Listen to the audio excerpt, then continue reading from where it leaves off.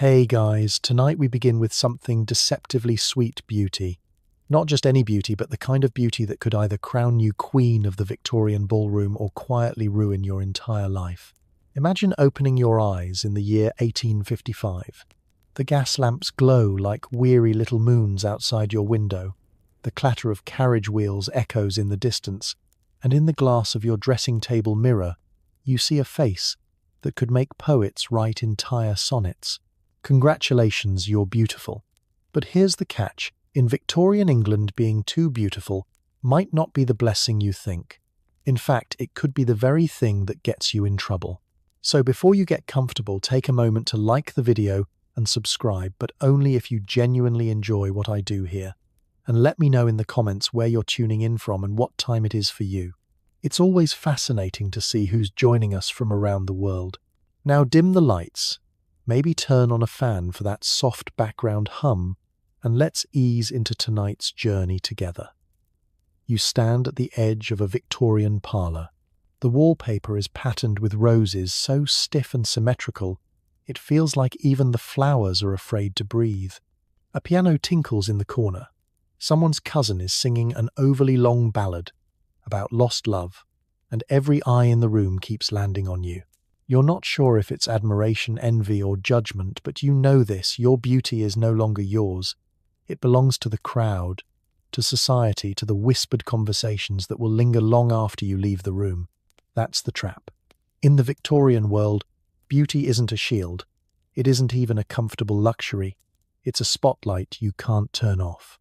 And the brighter it shines, the more moths it attracts, curious, jealous, sometimes outright dangerous. Beauty is currency here, more precious than gold sovereigns, and just as carefully counted. A girl with an ordinary face might slip through life quietly, but you, with your luminous eyes, your enviable hair, your pale cheeks that glow like porcelain, are treated as both a prize and a potential scandal. Wealthy men lean closer. Older women whisper about how quickly beauty fades, and somewhere in the corner an envious debutante sharpens her tongue like a hidden blade. The Victorians adored beauty, but they also distrusted it. Too much charm meant temptation. Too much elegance meant vanity. Too much attention meant you must be dangerous. You're walking proof of a paradox. The more perfectly you fit the standard, the more precarious your position becomes. Step into the marriage market. Yes, that's what it was called, though, not in polite drawing room conversation. Your looks are now your most valuable bargaining chip. Every suitor in the room weighs them against dowries, estates, and family names. It sounds like a fairy tale, being noticed, admired, desired. But look closer, it's a transaction. You're not just admired, you're assessed. You're not just desired, you're ranked. And the ranking is ruthless. One misplaced rumour, a suggestion that you flirted too freely, that your smile lingered on the wrong gentleman, and suddenly your beauty turns from an asset into a liability. You're no longer angelic. You're dangerous. No longer lovely. You're temptress. The same society that placed you on a pedestal will not hesitate to shove you off. Now imagine the constant watchfulness. You can't laugh too loudly. You can't walk too boldly. Even the way you lower your gaze is scrutinized. In some circles, being beautiful is compared to walking a tightrope strung across the Thames. One wobble, and the fall is spectacular. Historians still argue whether this constant pressure created more misery than privilege, but the diaries of women at the time reveal the strain. Letters describe sleepless nights, gnawing anxiety, even a sense of being trapped in one's own skin. Beauty wasn't just admired, it was weaponized. And then comes envy.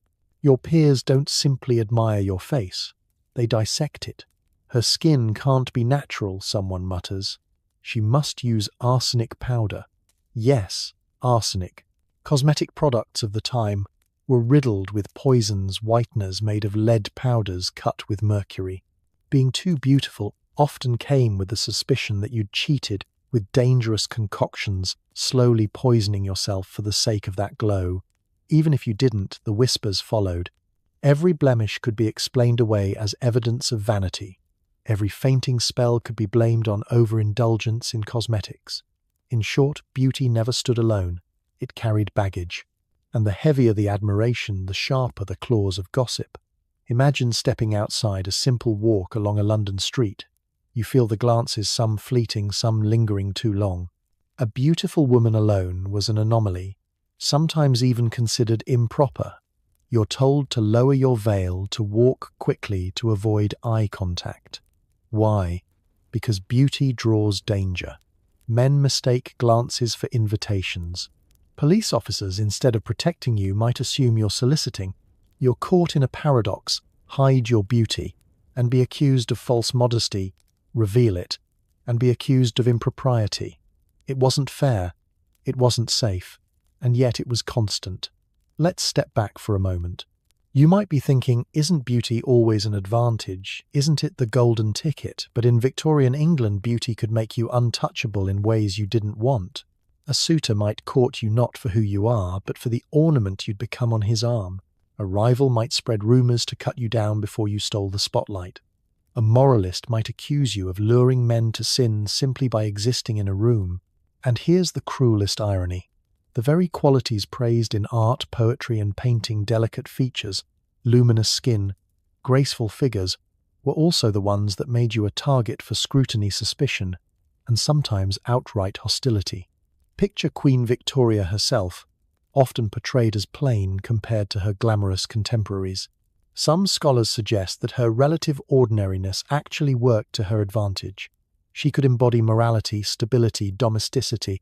A too beautiful queen might have been distrusted, dismissed as frivolous or vain. So even at the very top of the hierarchy, beauty wasn't straightforward power. It was complicated, double-edged. The Victorian beauty trap is this: the thing that makes you most admired can also make you most vulnerable. Too plain, and you risk invisibility. Too beautiful, and you risk exposure. Somewhere in between lies safety, but that line is razor thin and constantly shifting with the opinions of society. And so you stand there in that crowded parlour, the music swelling, the whispers growing louder. You smile because you must. You lower your eyes because you're expected to. And deep down you wonder, is this beauty a blessing or a curse you'll never escape? You slip deeper into this world of lace parasols and tightly buttoned jackets, and already you can feel the weight of rules pressing down on you as if they were bricks hidden inside your corset. Beauty here is not free, it is not light. It is bound by etiquette and custom, with edges sharp enough to draw blood. Every glance in your direction is measured against a book of manners you have never seen, but everyone else seems to carry in their heads. You are told exactly how to sit, when to smile, how to let your hand hover at just the right angle above a teacup. One wrong tilt of the wrist, and suddenly you are too bold, too brash, too vain. Victorian society runs on codes stricter than any written law. Men are allowed their scandals, their cigars, their late nights in smoky clubs. Women, however, live under constant watch. Their beauty is praised in poetry, yet dissected in daily gossip. The paradox is cruel. You must look perfect, but never admit you are trying. You must appear delicate, but never weak. You must attract attention, but only the right kind of attention. Historians still argue whether these codes were meant to protect women or simply to control them. But either way, the result is the same. You feel trapped in a costume you can never remove. Take, for example, the art of walking. Sounds simple, does it not? Yet in the drawing rooms of Mayfair and the muddy streets of Manchester, a lady's walk is judged like a military parade. Too fast and you appear vulgar. Too slow and you invite stares. A graceful glide is required, but God forbid anyone notice you are practicing. Every movement of your body is a sentence in the silent book society reads and interprets about you. Beauty is no longer just your face. It is how you move, how you bard, breathe, how you take up space. Consider the smile. A curve of the lips in a dimly lit parlour could spark 3 different rumours. A gentleman might think it meant invitation. A rival might insist it was mockery. An older chaperone might scold. You for forwardness. You smile, because that is what people expect of a pretty woman. Yet the smile itself can become a dangerous weapon turned against you. Diaries from the time record the exhaustion of keeping up appearances. Women wrote of cheeks aching from forced, politeness of eyes that blurred from never daring to meet another's gaze directly. It is beauty harnessed like a horse in blinders, paraded for all, but never allowed to gallop freely. Even your clothing is a trap. The fabrics are heavy, the skirts wide enough to knock over furniture, yet you must glide as if weightless. Your corset cinches tighter each season, as though society itself is squeezing your lungs to remind you that beauty requires sacrifice. You are praised for your tiny waist, but whispered about if your ribs show too much. The balance is impossible, yet demanded. And when your beauty wins admiration, you are warned that admiration itself is sinful, that vanity is creeping in, that you must repent before the mirror. The codes reach into your very voice. A beautiful woman is not supposed to laugh too loudly, not supposed to argue, not supposed to sound clever, unless it is in the safe realm of wit reserved for drawing rooms. Your voice must be soft, melodic, never sharp. If you contradict a man too firmly, you are branded impertinent. If you speak too little, you are called simple. Either way, the code twists your beauty into suspicion. Society believes a pretty face must be matched by modest words, but the definition of modesty changes with every critic and every room. And then comes religion. Preachers warn congregations that outward beauty is a dangerous snare, a temptation leading men astray. A beautiful woman is praised as God's creation, but in the same breath condemned as Eve's daughter, bringing downfall with a glance. Too beautiful, and you are told to repent. Too admired, and you are accused of pride. The very sermons seem to trap you in a paradox of sin and virtue. The moral code laces itself around your beauty, tighter than any corset, and you know that one false step could mark you forever. Imagine the pressure at a formal ball. The chandeliers blaze, the orchestra swells, and all eyes turn to the prettiest girl in the room. She feels both exalted and endangered. Every movement is noted. Who she speaks to, how long she dances with him, whether she accepts a second invitation a single evening, can shift her reputation from angelic debutante to dangerous flirt. Beauty in this setting is less crown, more leash. You dance gracefully, but you feel the tug of that leash in every spin. Some women try to play the game. They lower their eyes to seem modest. They let compliments slide off them like rain. They cultivate the appearance of effortless beauty even while spending hours perfecting every detail. And yet the whispers still come. She is too polished.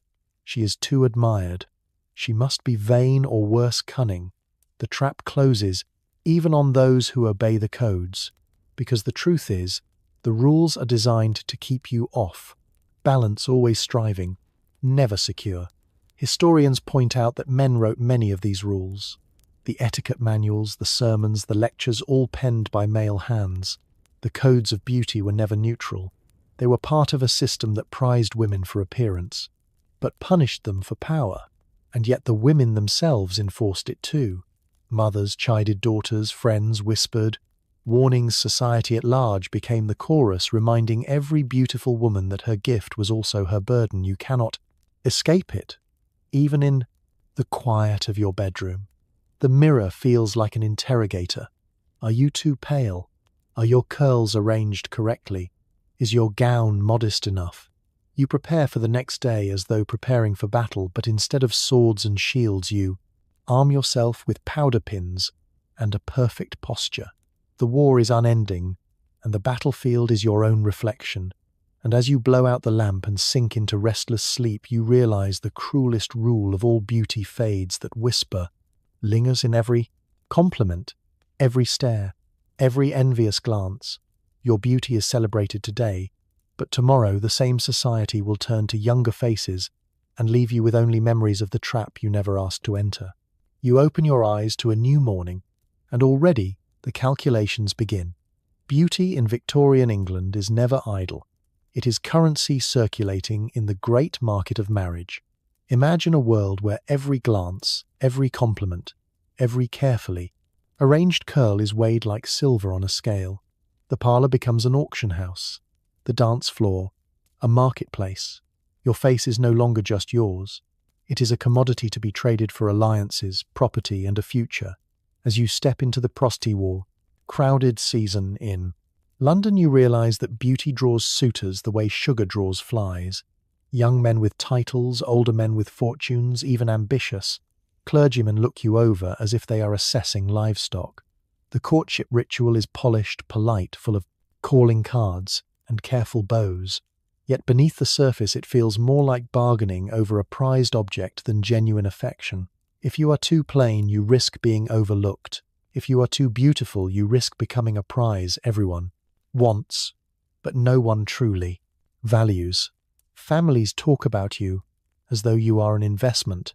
Mothers whisper that your beauty will secure a fine match. Fathers boast of it to friends, hoping to climb one rung higher on the social ladder. The marriage market is relentless, and your worth is measured in both looks and dowry. The cruel truth is that too much beauty can make you seem unattainable or suspicious. Men worry that a dazzling woman will be too expensive, too proud, too difficult to control. Beauty becomes both a selling point and a red flag.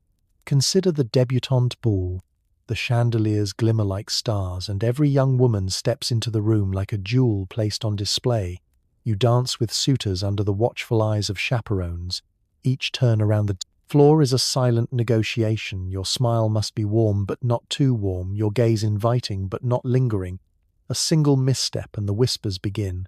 Perhaps she is fast, perhaps she is calculating, perhaps she enjoys attention too much. Paradox deepens your price. Beauty must shine, but never burn too brightly. Historians still argue whether the marriage market offered women power or simply disguised their lack of it. Some suggest beauty allowed a clever woman to climb higher than her family background would permit. Others insist it trapped her in roles she could never escape. Either way, the evidence is clear. Beauty placed you on a pedestal, but that pedestal could become a cage. Once married, the same beauty that attracted your husband might later inspire his jealousy or his control. You are praised for drawing attention until the moment you are condemned for it. There is also danger from envy. Rival debutantes sharpen their smiles into weapons.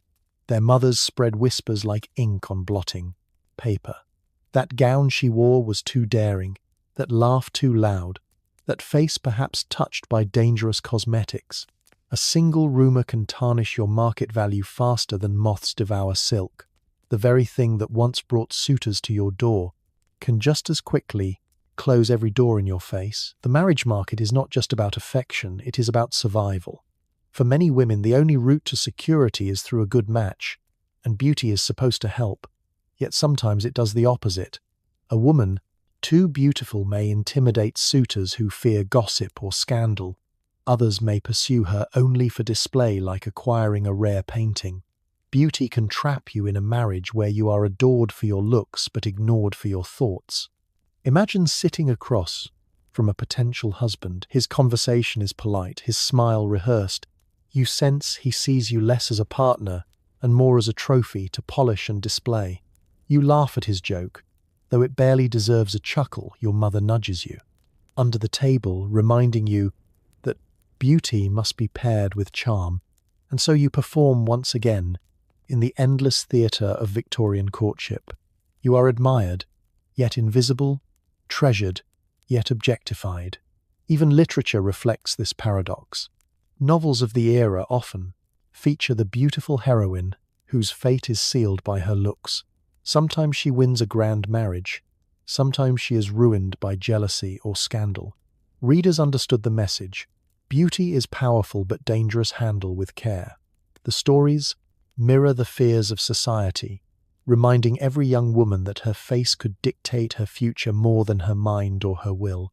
Consider, too, the role of money. A plain woman with wealth might marry well. A beautiful woman without it might be dismissed as a risk. Too dazzling, and people assume she is hunting above her station. Too admired, and they suspect she is manipulative. Beauty alone is never enough. It must be balanced perfectly with virtue, modesty, and the right family connections. Otherwise, tips into liability. And so each morning you prepare for another day in the market. You pin your hair, you powder your cheeks. You rehearse the polite answers to polite questions. Your reflection looks back at you with flawless calm, but inside, you feel the strain. The very beauty that draws eyes also traps you in expectations you can never escape. You wonder whether a plainer face might offer more freedom, more peace, fewer whispers. But that choice is not yours to make. The world has already decided. Beauty will be your companion and your chain. In the quiet of night, after the dances and dinners, you remove the pins and loosen the corset. Your body sighs with relief, yet your mind churns with worry. Which suitor will call? Which rumour will spread? Which glance? Lingered too long, the marriage market never sleeps. It follows you into your dreams, reminding you that being too beautiful is never just a gift.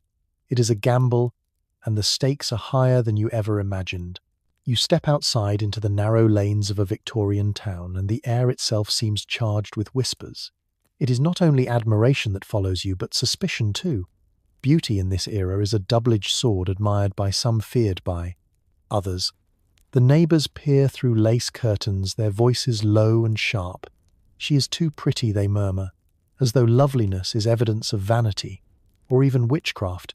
Yes, even in a century that prides itself on science and progress, the old shadows of superstition still linger. Imagine living with that constant hum of envy. The woman across the street shakes her head each time you pass, not because you have wronged her, but because your face reminds her of what she lacks. Envy becomes a weapon sharpened daily on idle gossip. The men tip their hats, but their wives glare as though your beauty is a deliberate insult. A single compliment from the wrong gentleman can mark you as a threat to someone's marriage. You are no longer an individual, but a symbol, and symbols invite judgment. The Victorian obsession with morality only deepens the suspicion. Beauty is linked with temptation, and temptation with sin. A young woman whose features draw too much attention risks being labelled dangerous, not for what she does, but simply for how she looks. Historians still argue whether this moral panic was rooted in religion or in social control, but its effects are recorded clearly. Let us speak of friendships ruined by jealousy, of households divided because one face drew too many stares, of reputations shattered with no evidence beyond a lovely smile. Consider the church pew on Sunday morning. You kneel in prayer but feel eyes burning into your back. The sermon thunders about vanity and the fleeting nature of beauty. And you know without a doubt that half the congregation is thinking of you. The preacher's words fall like stones. Beauty fades, beauty corrupts, beauty tempts. You are trapped again in the paradox. Beauty is praised in poetry and condemned in daily life. A single ribbon too bright, or a bonnet too daring, can turn admiration into accusations. Even science joins the chorus. Doctors of the time publish articles suggesting that women of exceptional beauty are prone to hysteria, fragile minds unfit for serious thought. Some even claim that beauty is evidence of weak nerves, as though the perfection of the body must be paid for by defects of the soul. These so-called medical theories give gossip a veneer of authority. Suddenly your flushed cheeks are not just attractive, they are suspicious symptoms. Your pale skin is not admired but feared as a sign of illness. And then there is the lingering superstition inherited from earlier centuries. The idea that beauty itself might be unnatural, might be tied to dark forces. A woman too striking is whispered about as if she must have bargained for that loveliness. Somewhere between religion and folklore, the suspicion takes root. Beauty is not only distrusted, it is feared. You sense it in the way children are pulled aside when you pass in the marketplace, in the way old women cross themselves quietly as you approach. Imagine the weight of that fear at a village gathering. The fire crackles, the fiddles play, but the laughter around you feels forced. Someone drops a comment, half joking, half cruel, too pretty by half, as if your features are a crime. The words sting more than you admit. The joy of the evening dims. You realize again that beauty does not simply open doors, it also paints targets on your back. Jealousy, Among peers is another danger. A rival with a sharp tongue can undo you faster than any scandal. She needs no proof, only a whisper. Did you see the way she lingered near him? Did you notice the colour in her cheeks? The rumour spreads like ink. Through water staining everything, it touches. Once begun, it cannot be stopped, and the more beautiful you are, the more eagerly people believe the worst. Historians point out that this climate of suspicion was especially hard on women with limited power. A man, praised for his charm, might rise in society. A woman praised for her beauty might just as easily fall. She is considered vain, manipulative, untrustworthy. Her beauty becomes a mask. People believe hides dangerous intentions. Even literature reinforces the suspicion novels teem with characters whose loveliness signals not virtue but deceit, reinforcing the idea that to be too beautiful is to be morally suspect. And yet in private moments, you feel the cost most deeply, the ficht, constant watchfulness, the whispers, the thinly veiled hostility, eat away at your peace. You wonder whether to hide yourself under dull colours, to lower your eyes, to speak less loudly. But even modesty is twisted into suspicion. They say you are pretending that you are too aware of your charms, that humility itself is a form of cunning. There is no escape. The suspicion bends every path back toward you. Consider also the strange rituals of protection.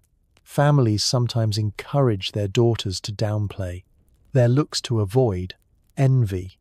A plain bonnet, a dull gown, fewer ornaments, anything to deflect attention, but these efforts rarely work.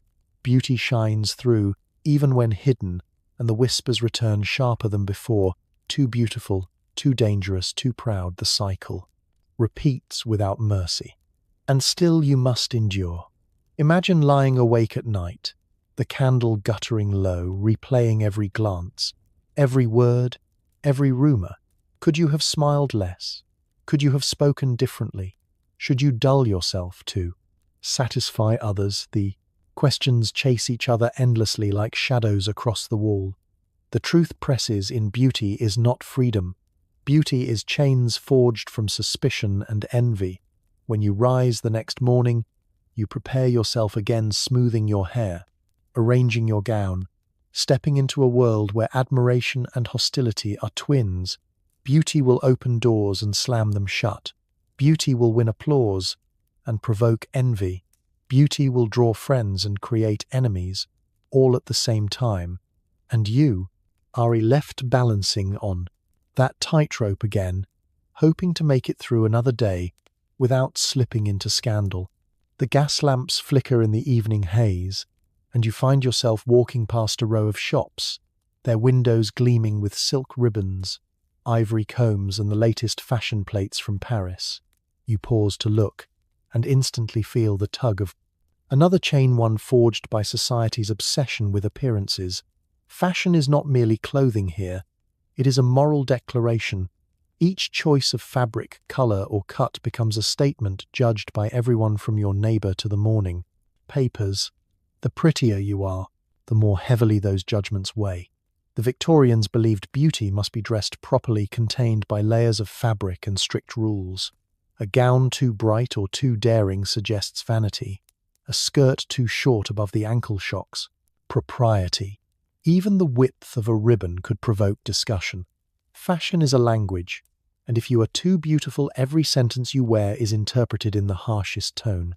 Imagine the pressure of dressing each day, knowing that one misstep could brand you reckless or, worse, indecent. Consider the infamous debates about crinolines. Those vast cage-like structures of whalebone and steel turned skirts into floating bell tents. A fashionable lady could barely fit through doorways or sit comfortably in a carriage. Yet society demanded it. The silhouette itself was proof of status, a moving sculpture of wealth and refinement. But if you were already blessed with beauty, the crinoline became a trap. People whispered that you wore it to display yourself, that your grandeur was calculated, not innocent. A plain woman in a wide skirt was elegant. A beautiful woman in the same skirt was a schemer. Historians still argue whether fashion empowered women by giving them visibility or imprisoned them by exaggerating difference. Either way, the evidence is plain. Fashion policed beauty, turning admiration into suspicion. The richer your dress, the more critics questioned your modesty. The plainer your dress, the more they muttered that you were hiding. Arrogance. No choice was safe. Fashion magazines of the day reveal the double bind. Their pages gush about elegance, while also warning readers not to appear vain, not to draw too much attention. The contradiction is endless. Now step into the parlor, where a group of ladies discuss the latest scandal. A young actress wore a gown cut slightly lower at the neckline, and instantly she is branded immoral. Her beauty magnifies the crime. If she had been plain, perhaps people would not have cared. But beauty plus daring is seen as provocation, and society pounces. You realize with a chill that the same rule applies to you. Every button, every ribbon is scrutinized not only for style but for moral meaning. Even men join the chorus. Satirists in newspapers sketch caricatures of fashionable women mocking their crinolines, their towering hairstyles, their elaborate bonnets. Beauty is turned into comedy, cruel laughter, echoing across the pages. You may never step on stage, but your wardrobe becomes a performance judged daily by an unforgiving audience. A fashionable mistake is not simply a blunder, it is a moral failing. Cosmetics are another trap. The powders and creams promise a flawless glow, but they carry poison. Many contain lead, mercury, even arsenic. The dangerous irony is that, to preserve the beauty that brings admiration, you risk destroying your health. Yet, if your complexion falters, you are scolded for neglect. If it shines too brightly, you are accused of artifice. The rumour mill churns relentlessly. She must be using dangerous powders. She must be vain. And once again, beauty becomes dangerous. Imagine preparing for an evening ball. You stand before the mirror as your maid laces you into a gown, heavy with silk and stiffened with whalebone. The corset digs into your ribs. The fabric weighs on your shoulders, but you know the crowd expects nothing less. You pin a small jewel at your throat, hesitate and remove it. Perhaps it looks too proud. The calculation never ends. Each choice is measured against society's codes, and the more beautiful you are, the more people expect perfection. The obsession extends beyond women. Painters, photographers, even early advertisers use beauty to sell ideals. A pretty face in a lithograph becomes the model of virtue, but step outside, and the same face is condemned for vanity. Beauty is exalted in art and distrusted in life. You sense the contradiction with every portrait, every fashion plate. Beauty is used but never trusted, praised but never safe in private. Letters. Women confess their exhaustion. One writes of dreading every public appearance, not from shyness but from fear of judgment. Another describes the endless labor of dressing, arranging hair, polishing manners, only to be met with whispers about pride and impropriety. The very effort demanded by fashion is then used as evidence against them. The trap tightens and there is no escape. Historians note that satire often targeted women precisely because fashion gave them visibility. The more elaborate the gown, the easier to mock. The more dazzling the beauty, the quicker the suspicion. A society terrified of female power disguised its fears as jokes and moral lectures. Beauty was the excuse, fashion the weapon, and women the casualties. And so as you walk away from the beauty shop windows, the ribbons fluttering in the lamplight, you feel again the paradox of your time. You must be beautiful yet modest, adorned yet humble, admired yet silent. The fashion that should celebrate your beauty instead becomes its judge. Beauty in Victorian England is never free. It is always bound by rules, and the rules shift like shadows, ensuring that you are always just one step from disgrace. When you return home and finally loosen the laces of your corset, your body aches, but your mind aches more. You long for the freedom to dress without fear, to enjoy beauty without suspicion. Yet you know tomorrow will bring another round of choices, another gauntlet of judgment. Beauty demands performance, and performance demands perfection. And in this world, perfection itself can be fatal. You wake in the dim light of morning, and already your body remembers the corset. The memory is written in sore ribs and shallow breaths. Victorian beauty is not only about faces and gowns, it is about the shape forced upon you by whalebone and laces. The corset is both throne and prison, promising elegance while delivering pain. It squeezes your waist, lifts your bust, straightens your posture until you resemble the ideal silhouette admired in fashion plates. But each tug of the laces tightens the trap. Imagine standing before your mirror. As your maid pulls the cords tighter, the pressure builds your lungs. Struggle for space, and yet you smile because this is beauty, babe. This is what the magazines promise. A wasp waist that announces refinement without a single word. Society believes the smaller the waist, the greater the virtue, and so you endure. You walk into the ballroom with your chin high, even as your stomach knots and your ribs protest. Historians still argue whether most women truly wore their corsets as tightly as the caricatures suggest. Some evidence shows extreme lacing, others show moderate use. Yet the cultural pressure was undeniable. The corset symbolized control, both self-control and the control of society over women. A beautiful figure was proof that you obeyed the rules of fashion and morality. If you refused, you risked whispers about looseness not only of dress but of character. The medical world weighed in as well. Doctors warned of crushed organs, displaced ribs, weak lungs. Some claimed corsets caused hysteria or fainting spells. Yet paradoxically, fainting itself became fashionable.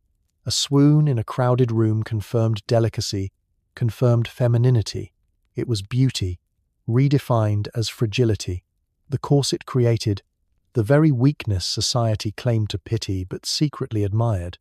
You were expected to be lovely and a little faint, as though near collapse was the final accessory. Consider the experience of a long day in such armor. The morning fitting is tolerable. The afternoon carriage ride grows uncomfortable. By evening, as you sit through endless dinner courses, each breath feels like a negotiation between survival and decorum, yet you laugh softly at jokes you barely hear, because beauty must never show strain.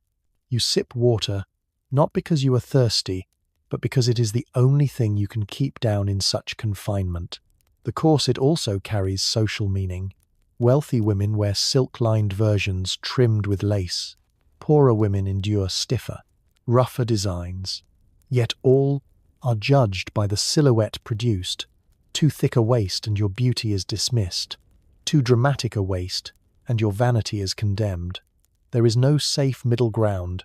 Beauty once again proves dangerous. Too plain invites scorn. Too perfect invites envy and suspicion. Imagine being a young girl laced into her first corset, barely a teenager. Her body still growing, yet already shaped by expectation. She learns to breathe shallowly, to move carefully. She feels the weight of generations whispering that beauty requires sacrifice. Her future is stitched into those seams. The corset is not just fabric, it is destiny. Critics of the time mocked the practice. Satirical prints showed women fainting in public, or carried off by doctors clutching, smelling salts. But the jokes did not end the fashion. If anything, they reinforced it. Beauty was always balanced on the edge of ridicule. The more attention you drew, the more precarious your position became, and the corset ensured you could never forget the price of being admired. The irony deepens when you consider that men too sometimes wore corsets. Military officers and dandies laced themselves for posture and elegance. Yet when women did it, society accused them of vanity. When men did it, society praised discipline. The double standard is sharp. Beauty when female is dangerous. Beauty when male is strength. The corset becomes another example of how the Victorian world twisted beauty into risk. At night, when you finally loosen the laces, the relief is dizzying. You inhale deeply, your ribs expanding as if reclaiming lost territory. The marks on your skin tell the story, red ridges like silent accusations. You rub them gently, wondering how many more years your body can endure this ritual. And yet you I know tomorrow you will lace again, because to refuse would be to step outside the circle of beauty, and to step outside is to court ruined letters from the time describe women hiding loosened corsets under shawls, hoping no one would notice at home diaries confess. Secret moments of freedom, hours stolen without laces when they could breathe and move naturally. But such moments were rare, for public life demanded conformity, and conformity demanded pain. The corset was the price of entry into society, and every beautiful woman paid it. Historians debate whether women truly believed in the corset or simply submitted to it. Perhaps some felt genuine pride in their silhouette. Perhaps others despised it, but felt trapped by expectation. Either way, the result was the same beauty demanded sacrifice, and the corset embodied that truth. It was both symbol and instrument of the Victorian beauty trap, and so as you lie down the lamplight flickering low, you reflect on the paradox. The corset makes you admired, but also fragile, praised but also pitied. The very garment that promises perfection threatens your health and freedom. Too beautiful, too perfectly shaped, and society begins to wonder what you sacrificed, what vanity drove you to such extremes. Beauty once again proves to be not blessing but danger. The morning will come soon, and with it the laces once more. The cycle continues. Each day begins with the tightening of cords and the reminder that in this world beauty is never free. It costs breath, comfort, and sometimes even life. The corset is the perfect emblem of Victorian beauty, elegant, dangerous, and impossible to escape. The chill of an English morning seeps through the shutters, and you prepare for another day of performance. This time the stage is your own skin. Victorian beauty worships the pale glow of porcelain faces, the fragile shimmer of complexions, untouched by the sun. A healthy tan might later become fashionable in the 20th century, but here in the 19th century it signals labor fields, poverty, and the indignity of sweat. True refinement must look untouched, as if life itself would never dare to. Mark you, you step outside only briefly, beneath a parasol wide enough to shade not just your face but your reputation as well. Gloves protect your hands, veils soften the outline of your features, pale skin whispers wealth, leisure the freedom, not to toil.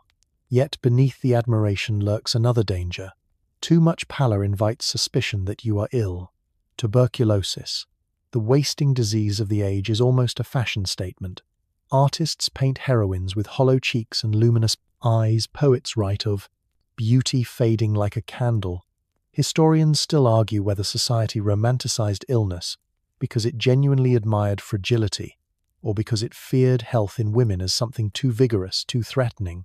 Imagine the powders stacked in little jars on your dressing table.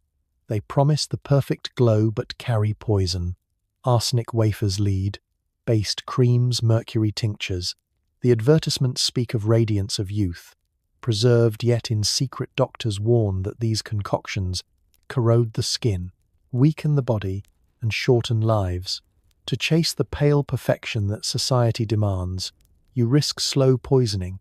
You smooth the powder across your cheeks, your maid adjusting the light so the deadly dust settles evenly. You smile at your reflection but wonder whether beauty itself is killing you. Envy sharpens again in this pursuit. Your neighbors watch your complexion as if it were a moral barometer. Too pale and you are accused of vanity using chemicals. Too ruddy and you are accused of vulgarity. Spending too much time outdoors, the balance is impossible. Yet every morning you must attempt it. The more beautiful you appear, the more quickly the whispers follow.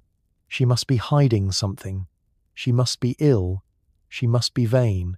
Consider the Proust irony of the sickroom novels that fill circulating libraries.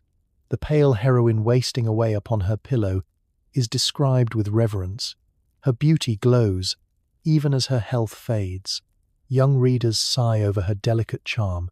Society declares her purity undeniable, precisely because she is too fragile to resist temptation. And yet for living women this romantic ideal becomes a curse. To look healthy is unfashionable. To look ill is suspicious. But to look beautifully ill is the height of desirability, a paradox sharpened into daily reality. Even art reflects the obsession. Painters linger over translucent skin, the faint blue veins beneath the wrist, the softness of cheeks that seem about to vanish. Entire portraits are commissioned not to capture character, but to preserve complexion. The result is eerie. The sitter's eyes glow, the skin glistens, yet the humanity fades. Beauty becomes an object, a fragile mask, admired more for its fragility than its depth. And if you happen to possess such beauty in life, you find yourself trapped inside that same mask, unable to step outside without comment. Medical journals of the era reveal the contradictions. Doctors warn of the dangers of sunless lives, lack of exercise, weakened constitutions. Yet those same doctors prescribe arsenic tonics or carbolic washes for blemishes. Society condemns illness yet romanticizes its image. Beauty becomes both symptom and standard. The line between health and fashion blurs until no one can say where one ends and the other begins. Imagine walking into a crowded drawing room. All eyes glance at your cheeks. Too flushed and whispers rise. Did she walk here too quickly? Too pale and suspicions stir. Perhaps she is consumptive, perhaps she powders too heavily, you feel the no. Tension in every step. Beauty is not a gift, but a constant test. One you are destined to fail because the rules shift daily. The admiration is fleeting, the suspicion permanent. Letters written by young women describe secret anxieties. One laments that her healthy complexion is called vulgar. Another admits she swallowed arsenic wafers for weeks before realizing her health was failing. These confessions rarely reach the public, but they reveal the truth beneath the glitter. Beauty in Victorian England is not only dangerous. Socially, it is literally dangerous to the body.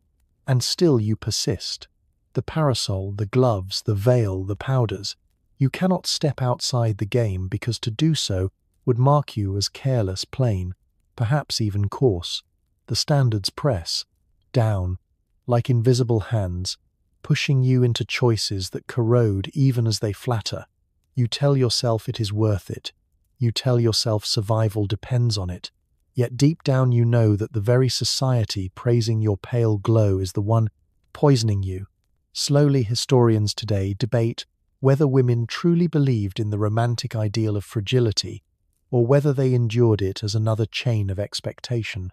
Perhaps both. Perhaps some found comfort in the notion that their suffering was admired. Perhaps others felt only the exhaustion of endless suspicion. Either way, the pattern remains. Beauty tied to danger, beauty linked with disease, beauty praised in art and punished in life.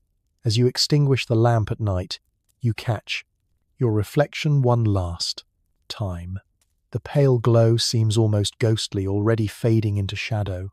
You wonder if tomorrow they will call you lovely or sickly, if the admiration will last or the suspicion will triumph. The truth presses in like the night air. Beauty in this world is always fragile, always dangerous, always costing more than it gives. The lamps along the street sputter in the mist, and you feel another kind of pressure, not from corsets or powders, but from the weight of your own hair.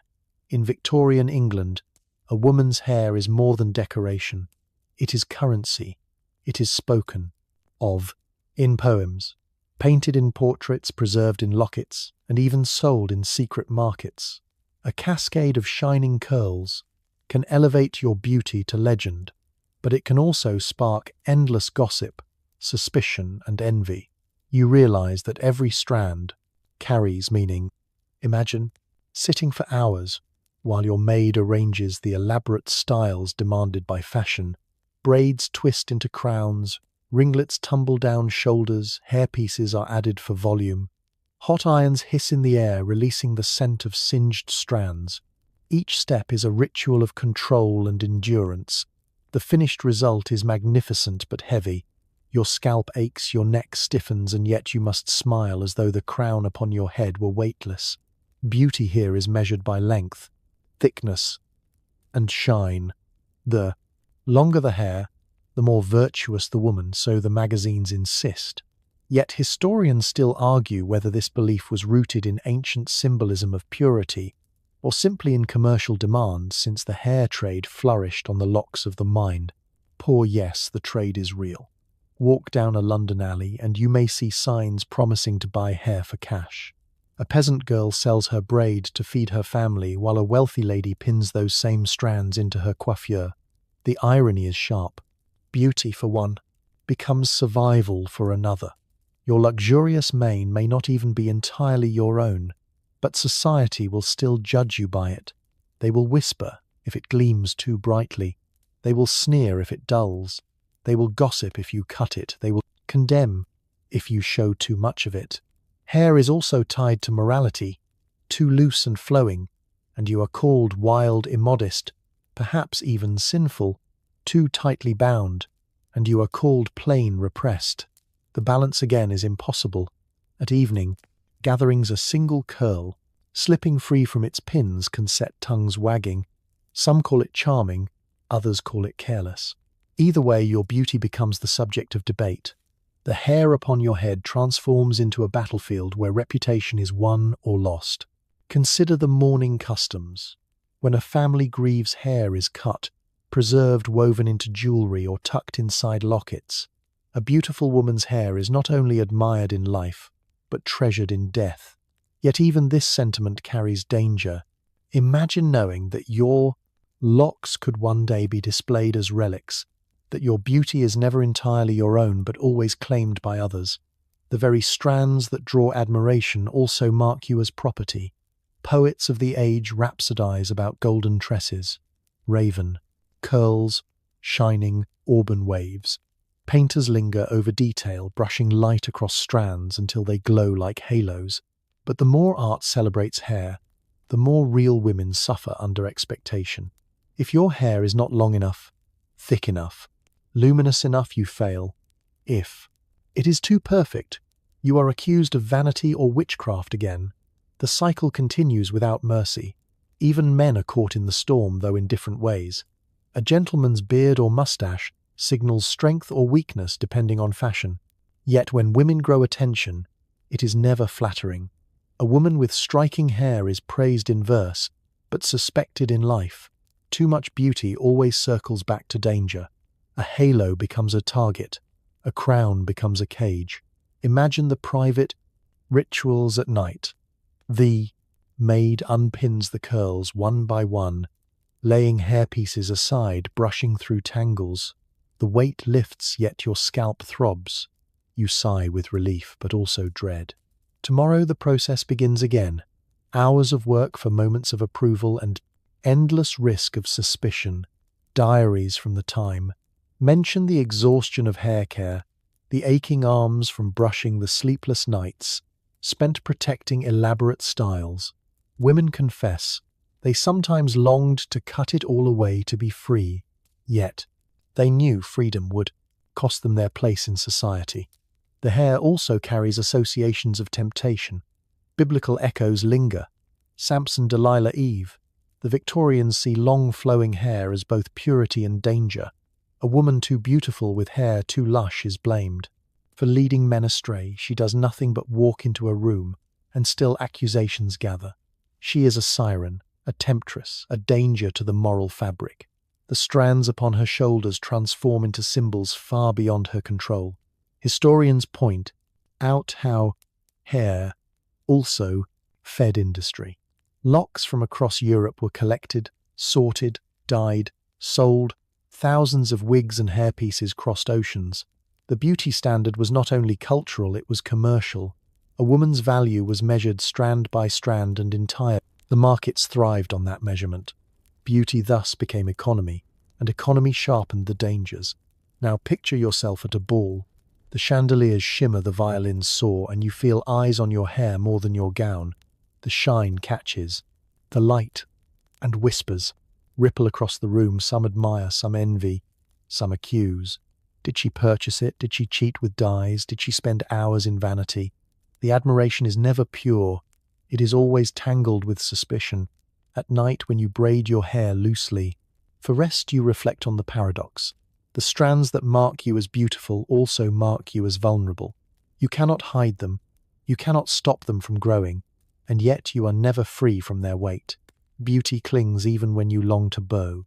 Let it go, and in this world of endless judgment, beauty once again proves dangerous. The street is alive with clatter as wagons rattle over cobblestones and vendors shout their wares. You draw your cloak tighter, though not for warmth but for modesty. For in Victorian England, beauty does not belong solely to parlours. Ballrooms, it bleeds into the class divide. Poor but pretty women carry an especially heavy burden. Their loveliness draws attention, yet instead of admiration it sparks suspicion, envy, and often open hostility. A face too striking on a girl, without fortune, is considered a weapon rather than a blessing. Imagine a servant girl in a fine house. She polishes silver, arranges flowers, and carries trays through rooms filled with guests. Her beauty is obvious even in plain dress. The mistress notices quickly, so do the prostrum, other servants. Her fellow maids whisper behind her back, accusing her of setting traps for the master. The mistress watches with narrowed eyes as though beauty itself is a scheme. Already the girl is guilty of ambition simply for possessing the features she was born with. Historians still argue whether the Victorian obsession with female virtue was harsher on the poor or merely more visible. Yet diaries from the time are full of sharp remarks about scheming girls who dared to be too pretty without dowries. Gossip paints them as hunters climbing above their station seeking marriage through temptation. Beauty becomes a kind of crime when it is not cushioned by wealth. It is tolerated in parlours but condemned in kitchens. Consider the case of shop girls in London. Department stores rise like glittering palaces, and their counters are staffed by young women chosen not only for skill but for appearance. Customers notice beauty first. They buy more when greeted by a pretty face, yet behind the pretty face counter the same beauty invites risk. A jealous wife may complain to the manager. A male customer may linger too long pressing unwanted attentions. A rumour may spread that the girl encourages flirtation, and once the rumour exists, livelihood is in danger. Beauty makes her valuable but also disposable. Even literature reflects this prejudice. Novels portray poor but lovely heroines as either angels lifted by marriage or sinners ruined by temptation. The message is clear. A beautiful woman without money must prove herself virtuous every moment or be cast down. Any misstep, no matter how small, is interpreted as scheming. A laugh becomes seduction, a glance becomes evidence, a friendship with a wealthy man becomes scandal. Now imagine walking through a crowded market. The stalls overflow with vegetables, fish, and bolts of fabric. You feel eyes following you not with admiration but with judgment. Vendors mutter that a girl so pretty must be planning to catch a rich husband. Women clutch their baskets, closer as if beauty were contagious. The stares are heavy, the whispers constant. Your beauty makes you visible but never safe. The contradiction deepens in the workplace. Some factories quietly prefer pretty workers, believing they attract attention to products. Yet these same women are the first accused of vanity. If they adjust a ribbon or smooth their hair, their wages remain meagre and their reputations fragile.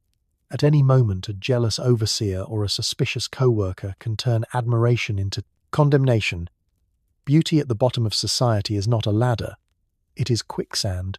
Historians note the cruel, double-bind wealthy women are praised for beauty and scolded for vanity. Poor women are scolded for both. They cannot afford the expensive powders or gowns, yet if they appear too radiant, they are accused of trickery. If they appear too plain, they are dismissed entirely. There is no safe ground.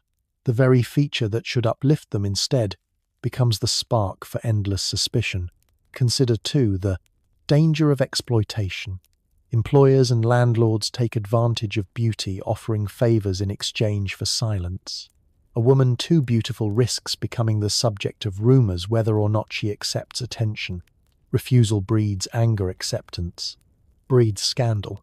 There is no winning path. Beauty becomes a cage with bars, invisible yet unbreakable. At evening gatherings in poorer neighborhoods, the trap tightens again. A pretty girl dancing at a festival is cheered until she draws too many eyes.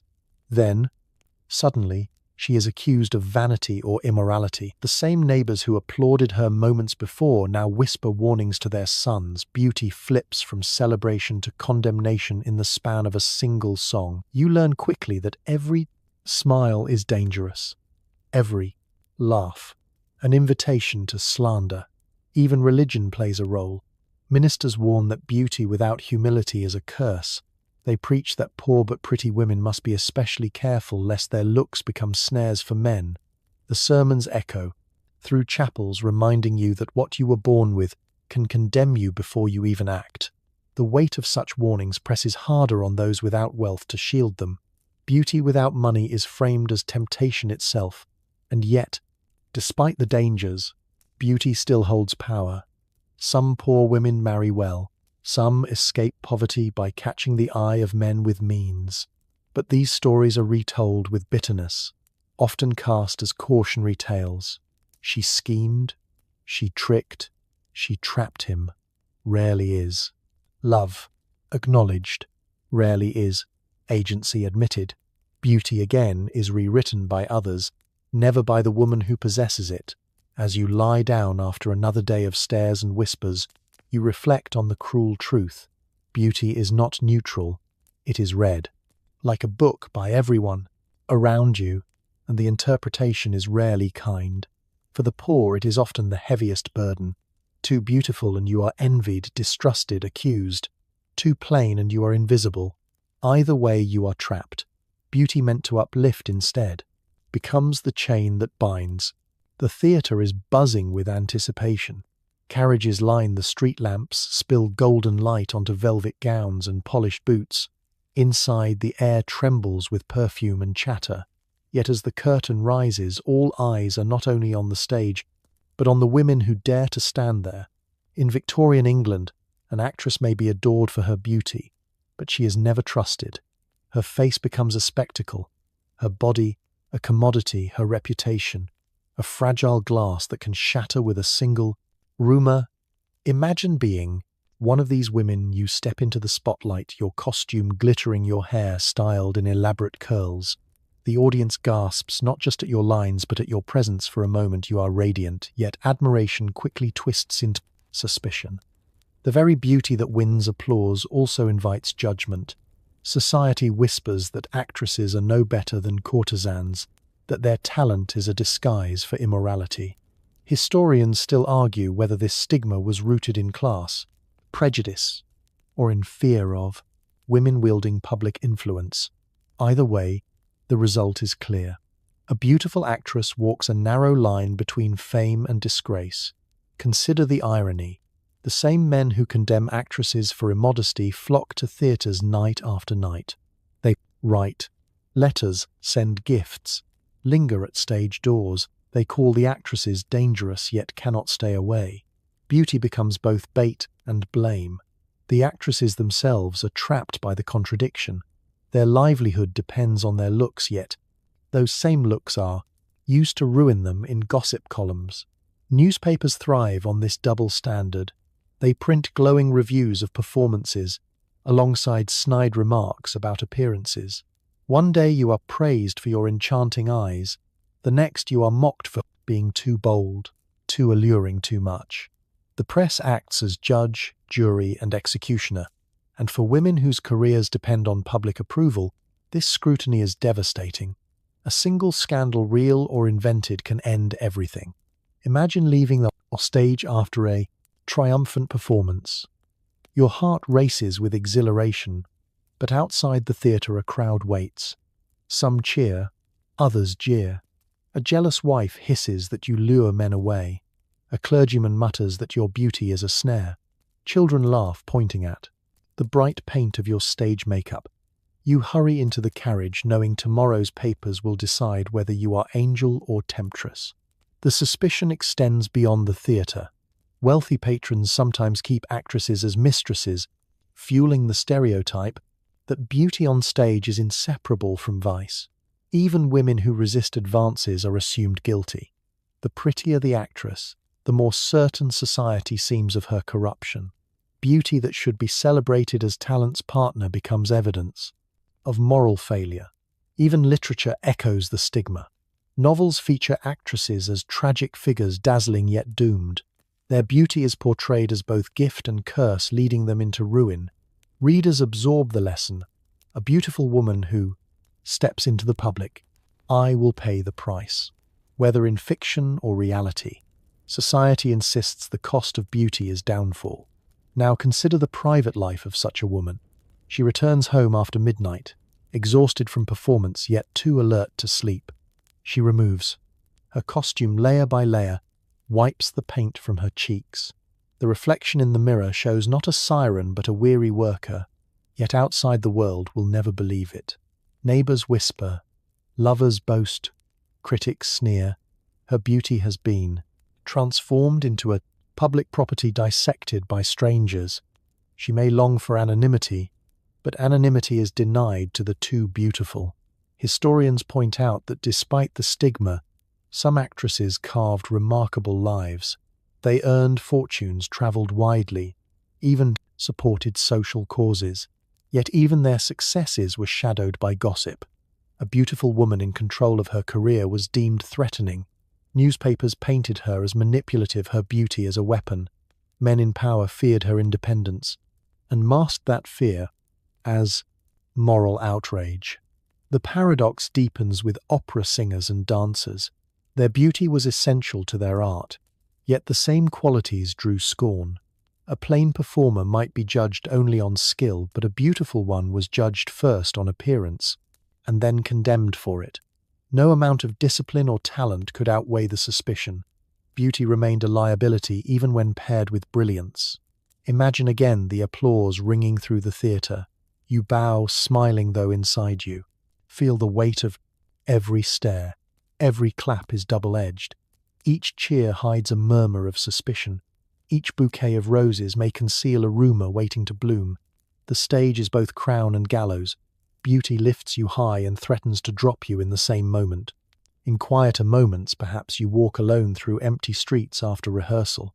The gaslights flicker, your footsteps echo, and you wonder if it would have been easier to be less beautiful. Perhaps then you would be free to act without whispers, free to sing, without suspicion. Yet you know society would still find another chain. Beauty is only the most visible excuse, and so you continue each night, stepping into the light, knowing it can burn as well as illuminate. The audience applauds the critics. Sharpen pens, the gossip mills churn. Beauty remains your greatest danger and your only shield. To be an actress in Victorian England is to live inside a paradox, admired, envied, distrusted, and never allowed to rest.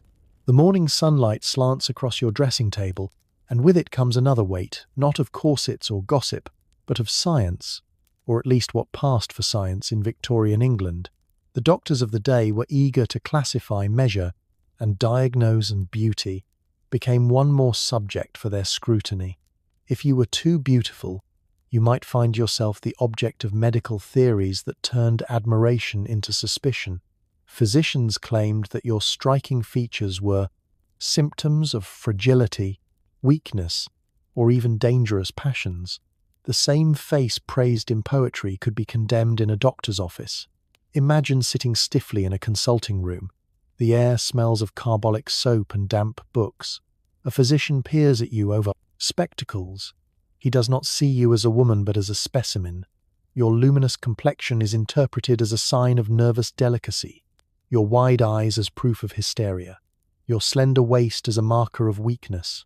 He notes these observations in a ledger and assures your family that beauty of such intensity often comes with instability. You leave not with medicine but with the knowledge that your very appearance has been transformed into a diagnosis. Historians still argue whether these medical claims were genuinely believed or simply a convenient way to control women. Either way, the result is the same. Beauty is redefined as illness. The word hysteria fills medical journals and becomes a catch-all explanation for anything from fainting to sadness to defiance. A beautiful woman is especially vulnerable. Doctors insist that her nervous system is oversensitive, her passions too strong, her constitution too delicate. The more beautiful you are, the more fragile they declare you must be. Consider the passions too strong. Treatments recommended. Rest cures confining women to bed for weeks. Bleeding and purging to balance the humours. Cold baths or electric shocks to calm the nerves. Some doctors prescribe marriage as medicine, insisting that beauty must be safely safe, contained within domestic life. Others warn that too much beauty fuels vanity, leading to madness. Imagine hearing these pronouncements, knowing that none of them are based on evidence, yet all of them carry authority in the eyes of society. Even psychology joins the chorus. Early theorists argue that beautiful women are prone to dangerous desires. They speak of overexcitement, of moral weakness, of the need for strict supervision. If you show independence, they call it rebellion. If you express unhappiness, they call it illness. Beauty becomes not just a social liability, but a medical one. Your reputation can be damaged not only by gossip, but by a doctor's note. Literature echoes these fears. Novels describe heroines whose beauty drives them into madness or ruin. The message is clear. Beauty must be controlled or it will destroy you. The public absorbs these stories as warnings, reinforcing the belief that too much loveliness is dangerous not only morally but physically. Imagine the humiliation of being prescribed a rest cure. You are confined to a darkened room, forbidden to read, write, or speak for long periods. Your meals are small, your movements restricted. You feel your mind dulling, your spirit shrinking. Yet your doctor praises the treatment, insisting it will restore your nerves. In truth, it is punishment disguised as therapy, a way to silence women whose beauty and presence make society uneasy. Some women resist. They write secretly. They rebel against confinement. They question the Proust authority of men who transform beauty into disease. Diaries reveal the frustration, anger, and despair of those trapped in medical cages. Yet their protests are dismissed as further proof of hysteria. The trap tightens. Beauty provides the excuse science supplies. The chains historians note. The cruel irony. Men admired beautiful women in public, yet feared them in private. Doctors turned that fear into theories. Society accepted those theories as fact, and women paid the price. Their beauty was never simply admired, it was pathologized, scrutinized, and diminished until they doubted their own strength. Consider the whispers in drawing rooms. She is too excitable, they say. She is delicate. She must be watched closely. The words sound sympathetic, but carry judgment. They become barriers to freedom, opportunities, marriage choices. A beautiful woman may be adored in portraits, yet restricted in life, because doctors declare her fragile, and yet despite the absurdity, some women internalize the narrative. I begin to believe that their beauty makes them weak, that they must guard against their own passions. They speak softly, walk carefully, avoid drawing attention. In trying to avoid diagnosis, they lose freedom. Beauty again proves dangerous, not because of what it is, but because of what others decide it means. At night, you sit by the window, the city humming beyond, and wonder if your reflection is truly a curse. You feel healthy, strong, alive, yet society insists you are delicate, frail, unstable. Disconnect gnaws at you. But tomorrow, you will smile again, because to appear too defiant would invite another diagnosis, another lecture, another prescription for silence. In this world, science and superstition intertwine. Beauty becomes illness. Beauty becomes fragility. Beauty becomes proof that you must be controlled. The doctors close their ledgers satisfied, and you are left with the knowledge that the loveliness you never chose has become a medical liability. You cannot remove it. You cannot change it. You can only endure. The evening candles flicker as you sit in a crowded parlour and listen to the rustle of skirts and the hum of polite conversation. It seems harmless enough, but beneath the chatter lies a truth every Victorian woman knows. A reputation can collapse faster than a glass dropped on marble, and beauty is often the hammer that strikes it down. The more attractive you are, the more fragile your standing becomes. One whisper, one raised eyebrow, one rumor can shift you from admired angel to fallen woman. Imagine walking through a crowded ballroom. A smile lingers on your lips. A gentleman bows, and you accept his hand for a second dance. In that instant, eyes narrow across the room. A rival notes your eagerness. A chaperone marks your boldness. A jealous wife mutters behind her fan. Beauty amplifies every gesture, magnifies every detail. What might be overlooked in another woman becomes evidence against you. Historians still argue whether this double standard was rooted in genuine moral panic or in the desire to control women's choices. Either way, the consequences were severe. Society carved women into two categories, respectable or ruined. A beautiful woman was always in danger of slipping into the latter, not because of her actions, but because of how quickly others chose to judge them. Consider the harsh label of the fallen woman. It appears in newspapers, in sermons, in novels. The phrase is wielded like a brand. Once attached, it is nearly impossible to remove, and beauty makes the brand easier to burn onto your skin. A plain woman might survive a rumor by being ignored. A beautiful woman never escapes notice. Her face makes the story believable, her allure the supposed proof of guilt. Think of the countless cautionary tales in popular literature. The heroine dazzles society with her looks, but one misstep sends her tumbling into ruin. A glance mistaken for invitation, a letter intercepted, a rumor of impropriety. The narrative always ends the same. She loses everything, while the man involved often suffers little or nothing. These stories are not just fiction, they reflect and reinforce the dangers faced by real women in drawing rooms and alleyways alike. Now imagine being accused of impropriety. Perhaps you are seen speaking too long with a gentleman in a garden. Perhaps you receive a gift, misinterpreted as a token of illicit affection. Almost instantly, your reputation curdles. Invitations stop arriving, neighbors look away when you pass. Suitors vanish as if they never existed. Beauty has turned from blessing to weapon slicing through your prospects without mercy. Even charities and institutions reinforce the stigma. Magdalene laundries and asylums open their doors to women branded fallen, often trapping them in harsher conditions than the sins they were accused of committing. The more beautiful the woman, the more swiftly society condemns her. Her looks are painted as the very reason for her downfall. She tempted, she lured, she sinned. It does not matter if the accusations are true, the story is enough. Consider also the hypocrisy. Men who pursue women recklessly rarely suffer the same fate. A gentleman's reputation may be tarnished, but rarely destroyed. In fact, he may be admired for conquest, while the woman he leaves behind bears the full weight of disgrace. Beauty magnifies this inequality. A beautiful woman's supposed sin is seen as proof of corruption. A man's is seen as proof of vigor. The imbalance is cruel and unrelenting. Letters from the period reveal the prosody, quiet despair of women caught in this trap. One young woman writes of avoiding society altogether after a rumor spread about her friendship with a married man. Another confesses she longed for plainer looks, believing they might shield her from gossip. These voices speak softly across time, but they reveal the same fear. Beauty was not freedom, it was peril. At the heart of this danger lies the obsession with virtue. Virtue is invisible, yet society insists.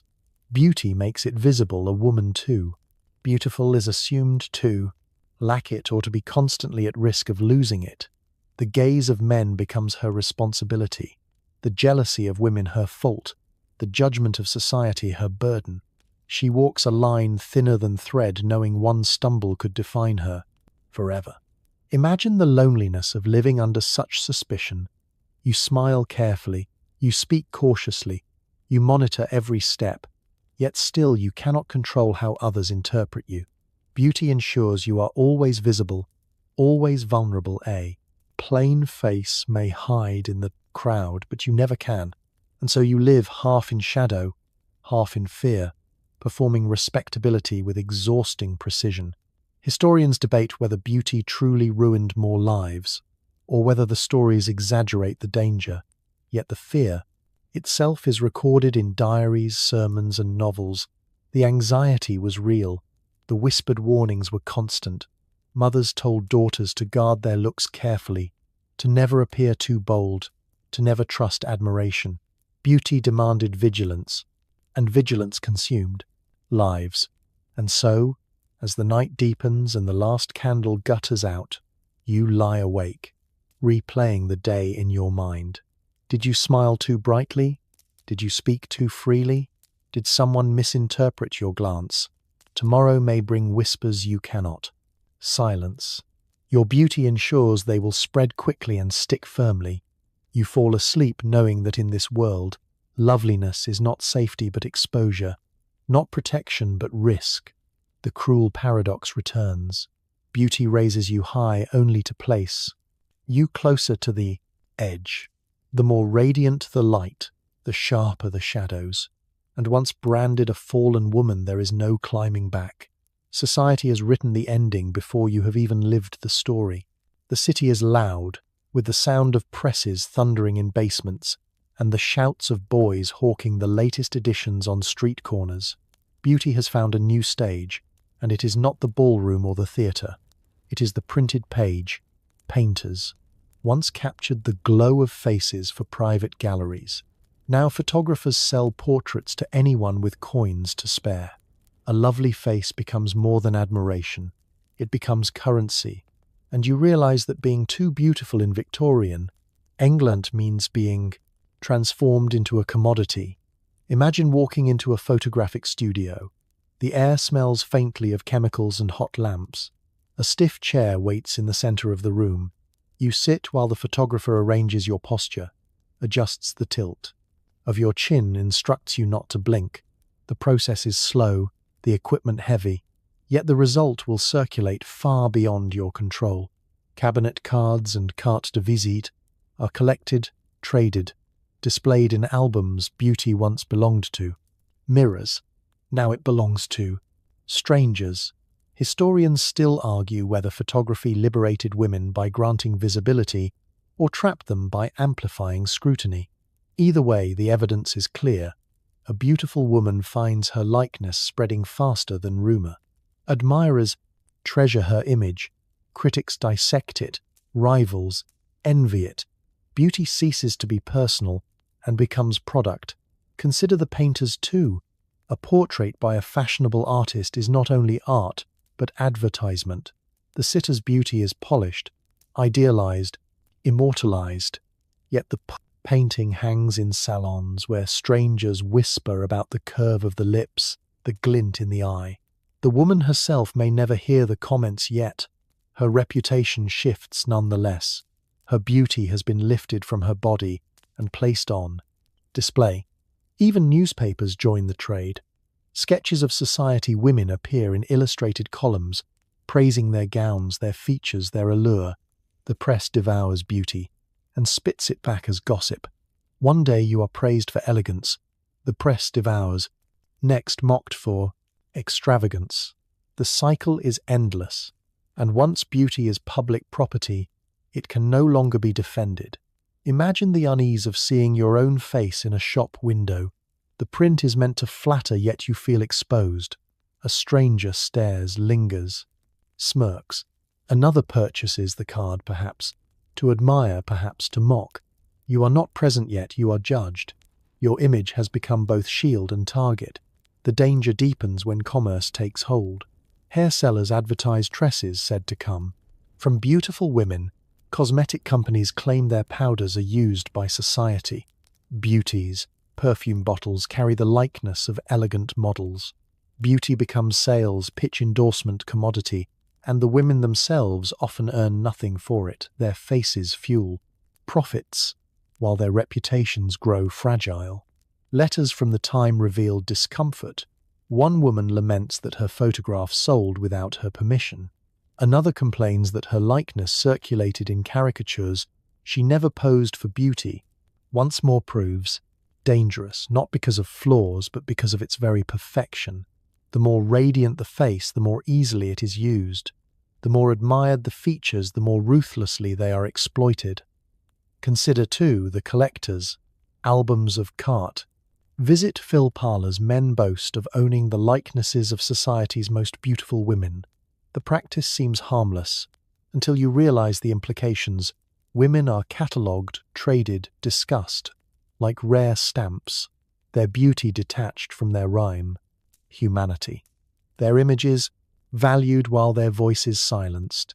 You cannot control what others do with your picture. Once released, it belongs to the world, and the world is rarely kind. Even death cannot halt the trade. Mourning cards feature the faces of departed. Beauties preserved for admiration beyond the grave. The irony is sharp. Beauty that brought suspicion in life is sanctified in death, but always commodified, always sold, always owned. Historians note the tension between admiration, exploitation. Women sometimes sought fame through portraits, hoping to secure position or marriage. Yet the same exposure often backfired. Once your beauty was public, you were more vulnerable to envy, gossip, and scandal. Your face could be praised in one column and slandered in the next. The commodity never belonged to you. Imagine returning home after a sitting. The photographer promises the prints will be admired. You stare at your reflection in the mirror and wonder what strangers will say. Will they see innocence? Vanity, temptation, the interpretation is never yours to choose. Once captured, your beauty speaks without you, and the world interprets without mercy. At night, you tuck the sample card into a drawer, unable to bear its gaze. You extinguish the lamp, knowing your remp. Likeness may already be circulating through streets and salons. Beauty has become ink and paper, bought and sold, handled by hands you will never know. Your face is no longer your own. It belongs to commerce, to gossip, to history. The cruel paradox deepens beauty, elevates you to art, then reduces you to advertisement. It immortalizes you in portraits, yet erases your voice. It promises admiration but delivers exposure. And in this Victorian world where every glance carries judgment, being too beautiful is not triumph but vulnerability. The commodity gleams, but it is also a chain. The street outside hums with the sound of wheels and hooves. Yet within your own heart there is a sharper noise, the constant drum of unease. For beauty in Victorian England does not only invite admiration, it also attracts the predator, the predator. More striking your face, the more radiant your figure, the more likely you are to draw suitors, strangers, even stalkers who see you not as a person but as prey. Too beautiful, and you are never alone, even when you long for solitude. Imagine walking through a crowded promenade. The sun flickers through parasols. Gentlemen stroll in pairs discussing politics. Children dart between benches. Yet your steps are shadowed by a figure who lingers a few paces behind. He pretends to admire the gardens, but his eyes follow your every move. You clutch your gloves tighter. You know that if you quicken your pace, the whispers will start. Did you see how she encouraged him? If you slow your steps, he grows bolder. Beauty places you in a trap, with no graceful. Exit historians still argue whether Victorian society truly understood the danger women faced, or whether it willfully ignored it. Evidence from diaries and court records suggests both admirers could quickly turn into threats. Yet the burden of blame fell on women themselves. If something happened, society asked, what did she wear? Where did she walk? Why did she smile? Never why did he pursue? Beauty became the excuse predators used and the weapon society wielded against the victim. Consider the flood of unwanted letters delivered daily by post. Pretty women received notes from strangers who had only glimpsed them once on a street corner or in a theatre box. Some letters begged for meetings, others declared obsessive love, a few carried veiled threats. Recipient was trapped. She could not respond without inviting scandal. She could not complain without being accused of vanity. The letters piled up evidence of attention she never sought and danger she could not admit. Even in the supposed safety of parlours, beauty drew peril. Suitors crowded around too close, whispering compliments that sounded more like claims. Friends of the family pressed for introductions. Cousins of acquaintances lingered after gatherings. Beauty drew a circle of expectation that You must accept all attention with grace. To refuse too sharply was to be rude. To accept too warmly was to be accused of leading men on. There was no safe balance.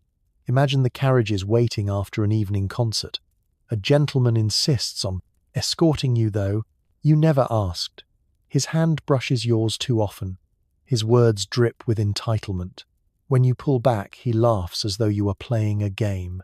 Your beauty has made him certain that your silence is invitation. Your discomfort is invisible to him because society teaches that beauty exists to please. Beauty again proves not shield but snare. Literature of the time reveals these dangers too. Novels warn of obsessive suitors, of men who mistake admiration for possession. Yet the please wands.com stories often twist blame toward the heroine, suggesting her loveliness tempted her pursuer. Readers absorb the lesson. A beautiful woman is always responsible for the desires she awakens, even if she never wished them into being. The narrative becomes another cage. Consider also the threat of violence. Court records tell of women attacked in parks or outside theatres, pursued precisely because they were admired. Their beauty made them targets, not just for affection but for rage. Men rejected felt entitled to lash out neighbours, tutted but rarely defended. Too often the beautiful woman was left to carry both the wound and the blame society pitied, but did not protect. And yet beauty also drew the less obvious predators, the fortune hunters. A wealthy man might pursue plain woman for her dowry, but a beautiful one for her display. Her loveliness became another form of wealth, one he wanted to control. You might find yourself courted extravagantly, only to realize you are valued as ornament, not as partner. Your beauty is the prize, his pride, the victor. The moment your radiance fades, so too does his devotion. At night, you replay the day's encounters, the lingering stare in the market, the insistent compliment at dinner, the unwanted escort outside the church. Each moment leaves a trace, a reminder that your beauty is not yours alone. It is claimed by every eye that lingers, every voice that presumes every step that follows. You feel hunted, though you have committed no crime.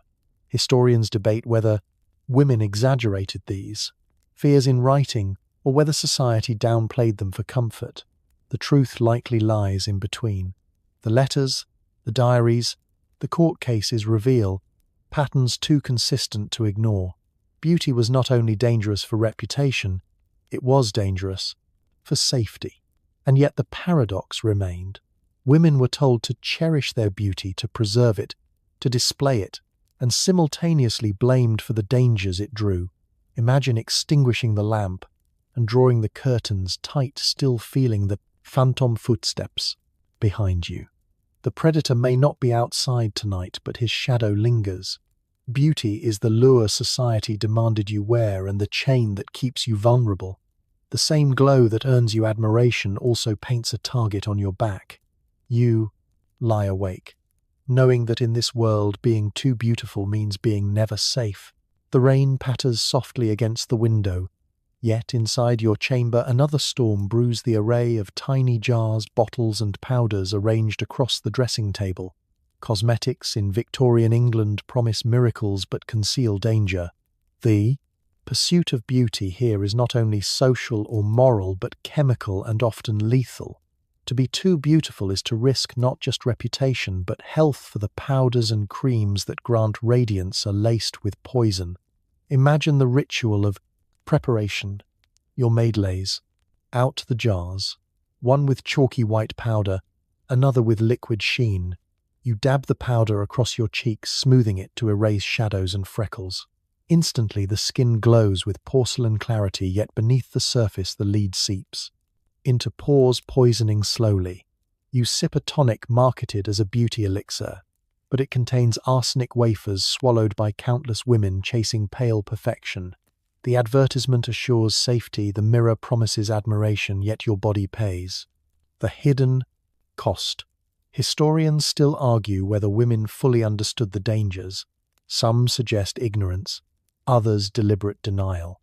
Perhaps many knew but believed the risk worth taking. After all, what choice was there? Society demanded flawless skin and pale complexions. Yet natural imperfections invited suspicion. Too ruddy and you were coarse, too freckled and you were plain, too flushed and you were vulgar. Beauty was survival and poison became the price.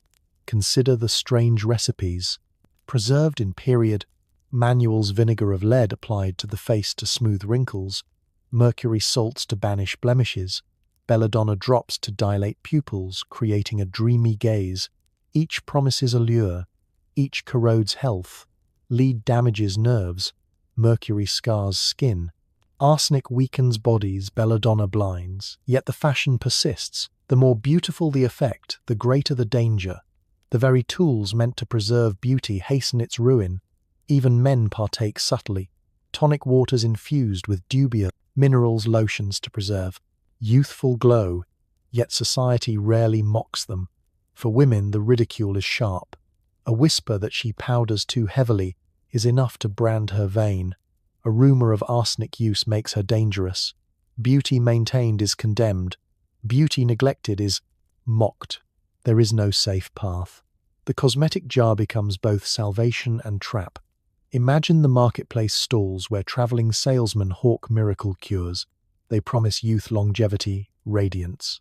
Small bottles gleam beneath gaslight and eager. Women exchange coins for hope. You clutch one such vial, its label, ornate, its contents secret. You wonder whether the liquid will smooth your skin or rot it. You swallow anyway because to arrive at the ball with dull complexion feels worse than illness. The choice is cruel but constant. Letters from the time reveal private anxieties. A young woman confesses she fears the powders are ruining her health but cannot stop. Another admits she fainted often and suspects the arsenic wafers, yet continues, because the compliments that feed her courage. Beauty has become not adornment but addiction. The mirror becomes both comfort and enemy.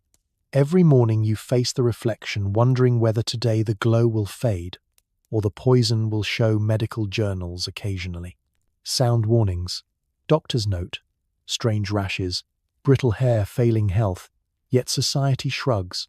Powdered faces still fill parlors. Photographs still demand flawless skin. Painters still immortalize pale cheeks. Beauty is currency, and currency requires risk. The warnings are dismissed as exaggeration or ignored entirely because the alternative is social death. Consider also the irony of fashion magazines. They scold women for vanity while printing pages of advertisements for powders they praise. Natural beauty while selling arsenic wafers. They urge moderation while illustrating impossibly flawless models. The contradictions bind you tighter than corset laces.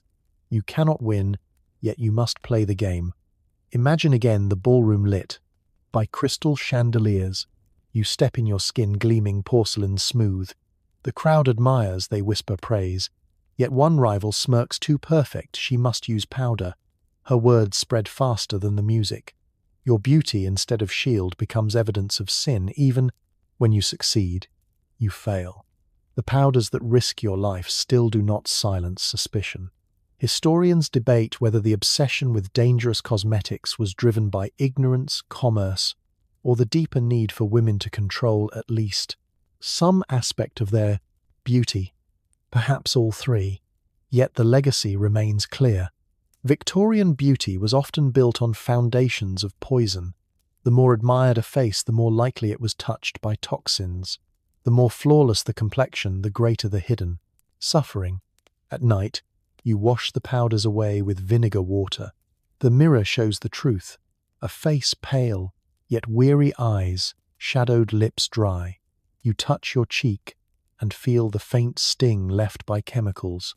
You wonder how many years you can endure this ritual. The compliments of the day echo in your ears, but so too does the faint cough rising in your chest. You extinguish the lamp, knowing tomorrow you will reach for the same powders because society leaves you no choice. Beauty once again proves treacherous. It demands health as payment. It trades years of life for moments of admiration. The jars on your dressing table glimmer like jewels, but each is a trap. To be too beautiful is to inhale poison, smile sweetly, and hope the mirror never reveals the cost. The fog rolls across the London streets, curling around lamplight like smoke from a restless fire. You draw your shawl tighter, but the chill that settles on your shoulders is not from weather.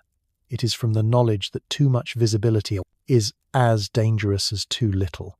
In Victorian England, beauty is not only judged in ballrooms or parlours, it is also weighed in the endless rumour mills of society. Overexposure can destroy as quickly as obscurity can starve. Beauty thrives only in a narrow space between hidden and revealed, and one step beyond either edge turns admiration into condemnation. Imagine the social season. The invitations arrive by the dozen: dinners, balls, garden parties, lectures, each one another stage where you must appear, perfectly radiant, yet never too eager. Each appearance fuels conversation.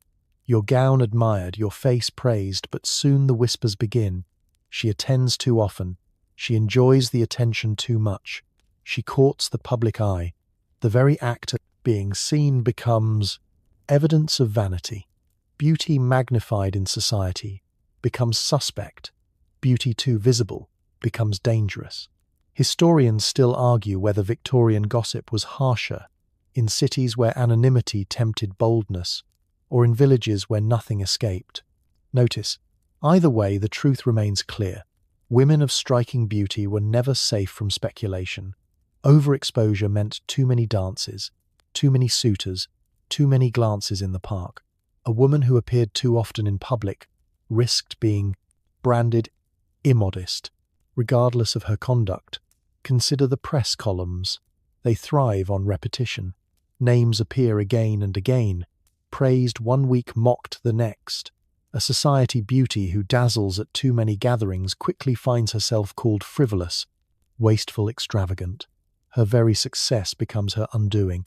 The press hungers for novelty, and once admiration grows stale, it turns to ridicule. Beauty becomes a headline, first radiant, then ridiculous. Even art captures this paradox.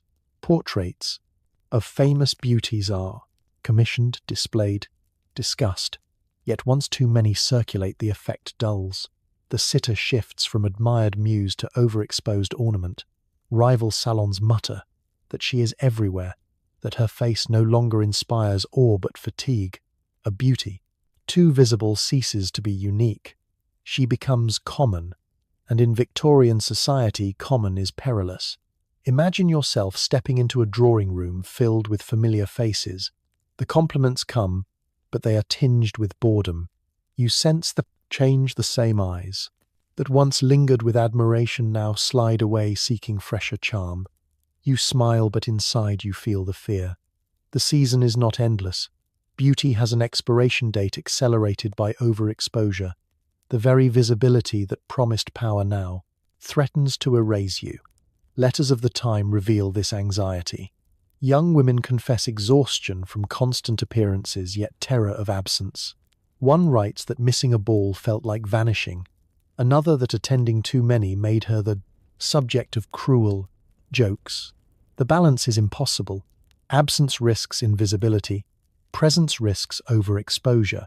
Beauty balanced on a knife edge with no safe footing. Consider the rivalries that overexposure fuels. A woman praised too often invites envy. The envier whisper.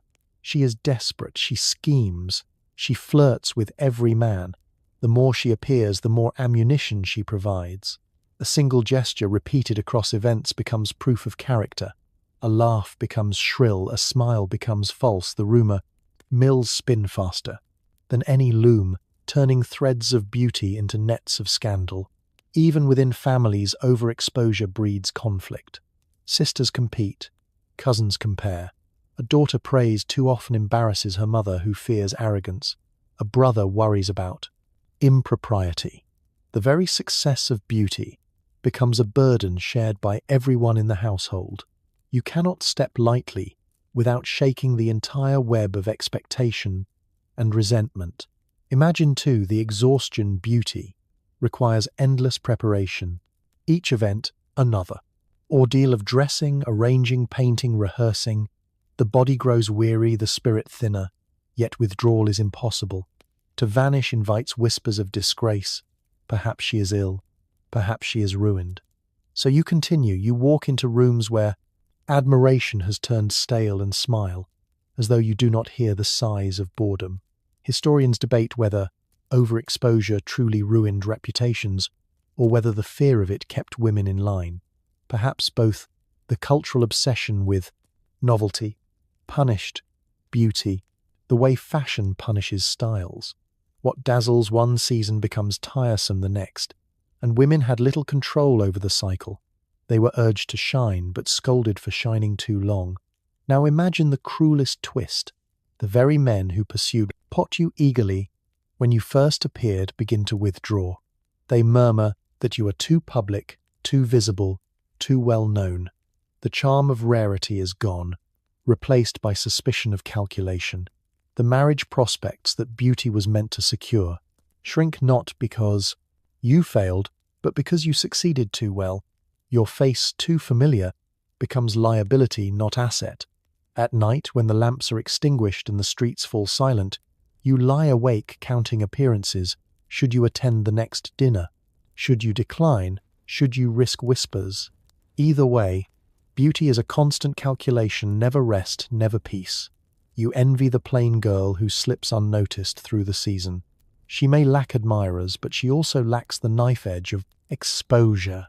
You sigh, realizing, again, that in this world, being too beautiful means being too visible, and being too visible means peril. The paradox circles endlessly. Admiration fades into suspicion. Success transforms into ridicule. Presence decays into overexposure. And, through it all, beauty remains less blessing than burden. The glow that should illuminate instead blinds. The attention that should uplift instead consumes. The fog outside thickens around the lamplight, but within the parlour, another fog swirls the thick scent of novels, newspapers, and whispered tales. For in Victorian England, beauty is not only lived, it is imagined, written into fiction, painted into Gothic horror. The public consumes stories where beauty is curse as eagerly as they consume gossip from the street. The more striking a woman's appearance, the more easily she becomes a character in someone else's narrative. Imagine leafing through a penny, dreadful by candlelight. The cover depicts a pale heroine, with eyes like dark pools. Her beauty so radiant it must conceal danger. Within the story, her loveliness is tied to tragedy.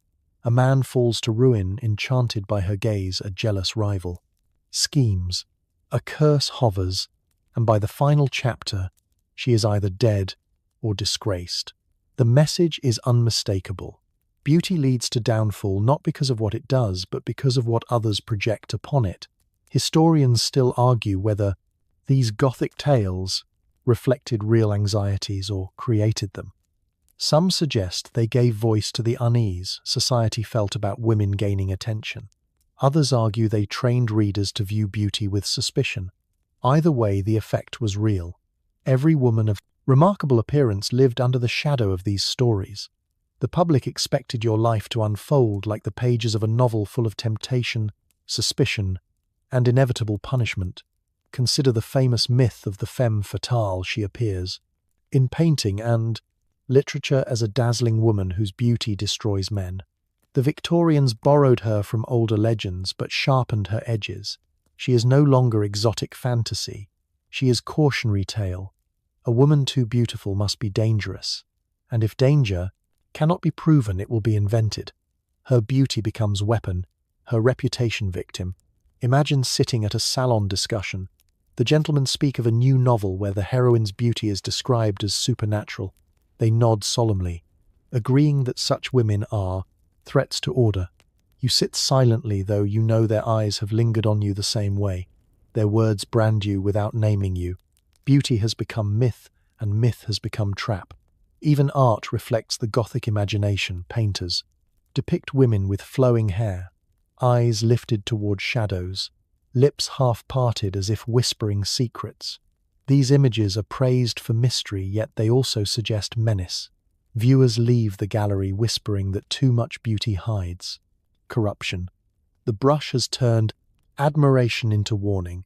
and the warning spreads to every real woman who resembles the painted figure. Consider also the role of superstition. A lock of hair too glossy might be called enchanted. A gaze too intense, accused of casting spells. Though science marches forward, the Gothic imagination lingers. Beauty is never just skin deep, it is symbol, omen, curse. You may smile gently, yet the story others tell insists you tempt fate. You may live quietly, yet the Gothic narrative insists you are tragic. Heroine, waiting for ruin. The Gothic tales often pair beauty with death. Consumption, the wasting disease, is romanticized.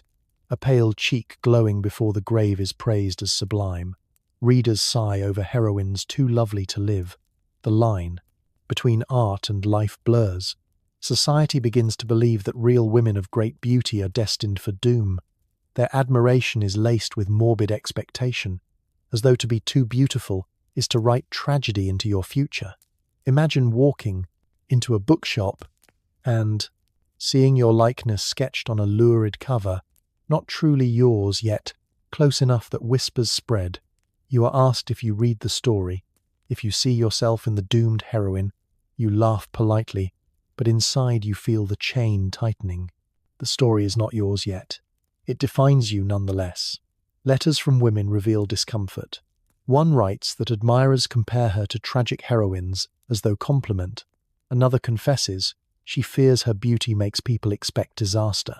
These private words reveal the toll of public imagination. Beauty is not just judged, it is narrated, turned into myth, until reality itself bends under the weight. Historians debate whether the Gothic fascination with beauty harmed women directly or simply reinforced existing fears, perhaps both. The evidence shows that fiction shaped perception. Readers carried the stories into parlours, into gossip, into judgment. A woman too beautiful could never simply be herself. She was character symbol curse. At night you extinguish to the candle, but the images linger. Eyes in the shadows, lips painted in crimson, heroines falling into ruin. You wonder if your neighbours secretly imagine the same ending for you. You wonder if beauty itself writes the plot of your life. Beauty. It should be freedom, but in this world it is narrative, and the narrative is never gentle. The Gothic imagination thrives because it transforms admiration into fear, desire into punishment. Beauty once again proves double-edged. It illuminates, but also haunts. It draws eyes, but also invites curses. You sleep uneasily beneath the weight of stories that were never yours, yet cling to you like cobwebs. The night air hangs heavy with damp mist, and the glow of gas lamps stretches across the street as you step into the carriage. Marriage is supposed to be the sanctuary promised to every young woman of beauty. The sermons proclaim it. The Pastveil Brevox.org reward the novels, describe it as destiny. Yet in Victorian England, marriage can become its own snare. Beauty that once drew suitors now traps you inside a gilded cage. Husbands choose beautiful wives as trophies, and trophies are not meant to live freely. They are meant to be displayed, guarded, even punished. Imagine the wedding morning. Your gown is heavy with lace. Your veil flows like mist across the aisle. The crowd admires you. The music swells, and for a moment you believe the fairy tale. Your beauty has secured you a match, a home, a future. But when the door of the new household closes, the truth sharpens. Admiration shifts into ownership, compliments into control. The same beauty that won the marriage now provokes jealousy, suspicion, and endless watchfulness.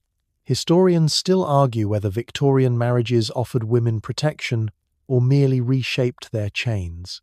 Evidence in letters and diaries shows both many women record devotion and comfort, yet others write of husbands who distrusted them precisely because of their beauty. A glance at another man, a smile in a drawing room, a compliment from a guest could spark accusations. You are too beautiful, they say, therefore you must be dangerous. Beauty becomes guilt. Without trial, consider the endless lectures about modesty. A husband may scold his wife for wearing a gown too bright, for speaking too warmly, for laughing too freely. He insists that other men notice her, and therefore she must restrain herself. His jealousy is disguised as virtue, but it is control. Your beauty makes you prisoner to his insecurity. The plainer woman may live in peace. The beautiful woman lives under suspicion. Imagine an evening dinner, the table set with silver, the lamps glowing. Guests arrive, and you smile, carefully. A cousin compliments your gown. Your husband's eyes narrow. The conversation continues, but tension coils beneath the surface. Later in private, he reproaches you for encouraging attention. You are bewildered.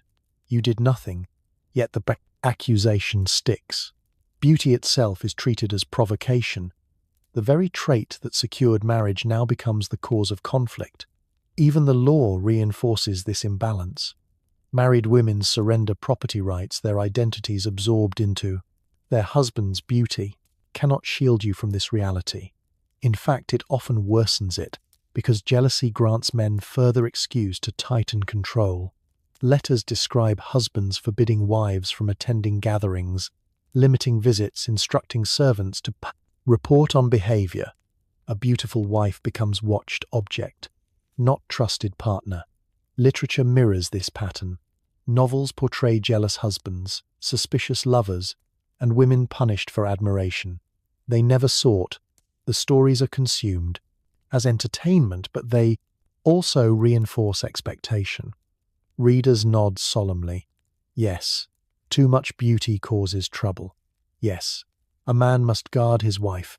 Society transforms fiction into instruction, and the chain grows heavier. Consider also the physical danger. In some households, jealousy turns to violence. Court records whisper of cases where husbands struck wives, accused them of infidelity, offered no proof beyond their beauty. These women rarely found sympathy. Neighbors muttered that a lovely face was bound to tempt trouble. The victim becomes culprit once again. Beauty is weapon used against her by the very man who once adored it. Imagine lying awake in the grand bedchamber, the curtains heavy, the air thick with silence. Your husband sleeps nearby, yet you feel alone. His admiration has become suspicion, his love conditional on invisibility.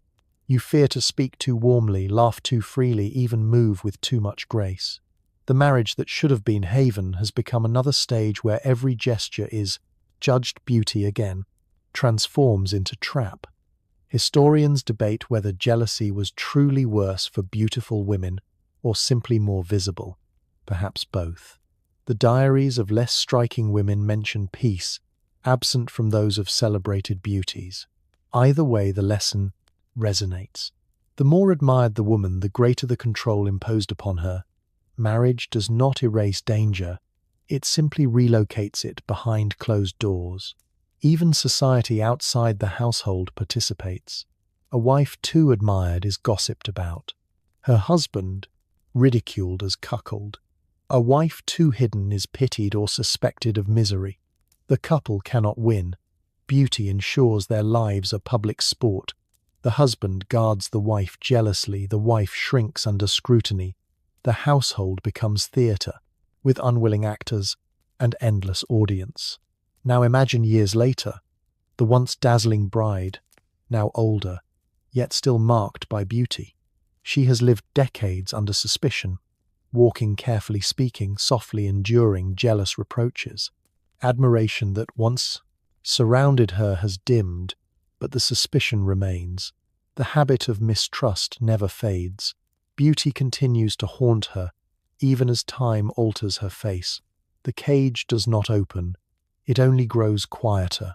At night you draw the curtains tight and let out a long breath. Beauty was meant to be blessing, marriage meant to be refuge. Instead, both have become chains. The trophy shines in the cabinet, but the glass is locked. The admiration that filled the wedding hall has twisted into ownership and fear. You drift into uneasy sleep, knowing that in this world, too much beauty is never freedom, even in the bonds of marriage. The hearth crackles faintly, but its warmth does little to soften the tension that hangs within the room. For behind closed doors, beauty becomes battlefield. The husband who once praised your radiant features now studies them with suspicion. Jealousy lurks in every shadow, and control sharpens with each glance. To be too beautiful in Victorian marriage is not only to be admired, but to be distrusted, sometimes even endangered. Imagine a dinner at home. The silver glitters the prosodot. Servants move quietly. A guest pays you a polite compliment. Your husband's expression hardens. The meal continues in silence, but later in private the storm arrives. He accuses you of flirting though you merely smiled. He insists you invited attention though you remained proper. His jealousy wears the mask of morality. He claims he guards your virtue, but what he truly guards is his pride. Your beauty becomes excuse for his temper. Historians still argue whether jealousy in Victorian marriages reflected genuine fear of infidelity or a broader anxiety about women's growing visibility in society. Either way, letters, diaries, and court cases reveal a pattern. Beautiful wives endured suspicion regardless of conduct. The more admired a woman, the more likely her husband treated her as possession. Her loveliness was proof of value, yet also reason for control. Consider the methods of surveillance. Servants instructed to report on your behavior. Friends encouraged to watch you at gatherings. Husbands questioning every absence, every letter, every sigh. You live as if under constant trial. Each gesture measured, each word weighed. Your beauty magnifies the scrutiny. No man would watch so closely a plain wife, but you, with your striking presence, must be guarded as though the world waits to steal you away. Sometimes suspicion erupts into violence. Court documents speak of women beaten, locked in rooms, denied visits, all under the claim of preserving honor. The irony is cruel. The husband blames beauty itself as though your face provoked him into rage. Neighbors whisper pity, but also agreement after all. They say such women bring trouble onto themselves. The victim again becomes culprit. Imagine the isolation. You retreat from gatherings, decline. Invitations speak less. Laugh softly, hoping to quiet his jealousy. Yet the withdrawal feeds suspicion. Why refuse the ball unless you hide something? Why speak less unless you conceal secrets? The circle tightens. There is no action that clears your name. No silence that silences doubt. Beauty ensures suspicion lives eternal. Literature mirrors this torment. Novelists describe jealous husbands whose wives suffer endlessly, often punished for a lure they never wielded intentionally. Readers consume these tales as drama, but they also absorb the warning. A beautiful wife is danger to herself, to her marriage, to society. Better she be controlled than trusted. Thus, fiction becomes justification, and the cage grows stronger. Letters from women reveal the toll. One writes of feeling like the bird in a gilded cage, admired by all yet never free. Another confesses that her husband locked away her gowns, fearing they drew too many glances. She describes staring at the mirror and wishing for plainer looks, believing simplicity might buy peace. These voices whisper across time, proof that beauty once crown becomes chain. Even the medical world contributes. Doctors echo husbands insisting that jealous outbursts are natural responses to wives too lovely. They claim men are driven by instinct to protect what others desire. Theories turn abuse into reason and reason into excuse. The woman's health falters under strain, yet she receives no sympathy. Her beauty is blamed once again. Imagine standing at the window curtains drawn tightly. You watch the carriages pass, longing to step outside. Yet you know freedom invites more conflict. A neighbor's greeting could spark accusation. A simple errand could ignite suspicion. You live within walls not of brick but of mistrust. Beauty has transformed home into prison and marriage into sentence. Historians debate whether some women found ways to turn admiration into power. Perhaps a few did, using beauty to negotiate influence. Yet for many the risk outweighed reward. Control overshadowed every free-to advantage. The danger was constant, the cost unrelenting. Beauty offered no shield, only sharper chains. Consider also the children within such households. They grow up watching the tension, learning that beauty is both blessing and curse.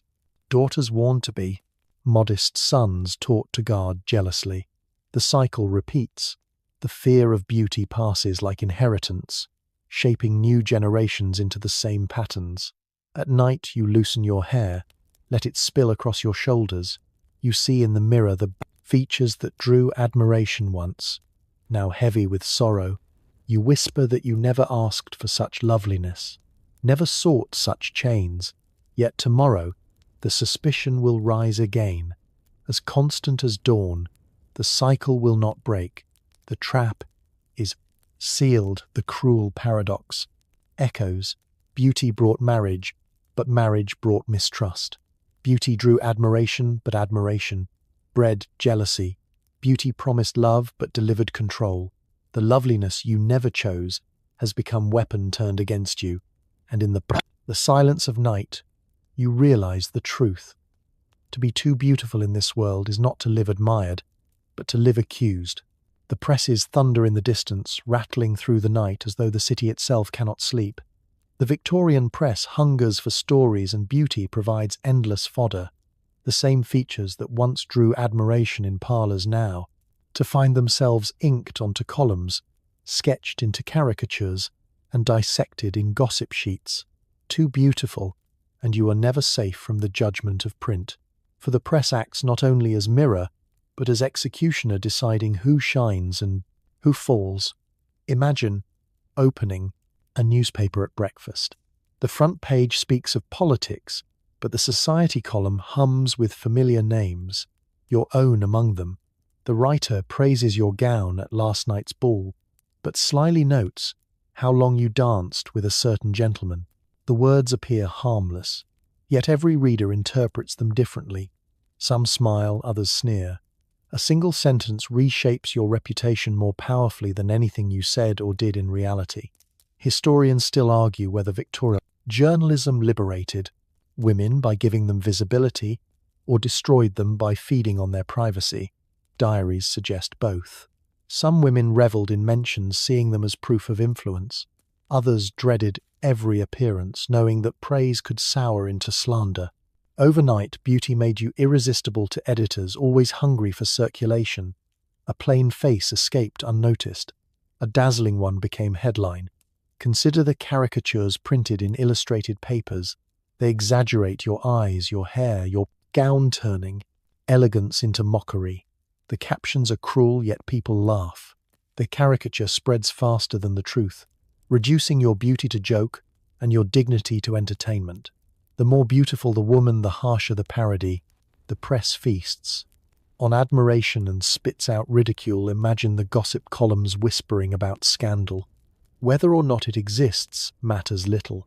A pretty woman spotted walking unaccompanied becomes mysterious. A smile at the opera becomes flirtation. Letter received becomes evidence. The columnists write with sly phrases, carefully vague, yet heavy with implication. Readers devour it, filling gaps with imagination. Your beauty becomes excuse for speculation. Your reputation becomes currency in circulation. Letters from the period reveal frustration. One woman writes that she dreaded every morning paper, fearing what lies might be printed. Another admits that she smiled politely at gatherings only to find her expression twisted into evidence of vanity. The press does not simply report. It creates narrative. Beauty once crown becomes bait for stories crafted without your voice. Consider also the double standard. Men mentioned in society. Pages are praised for charm.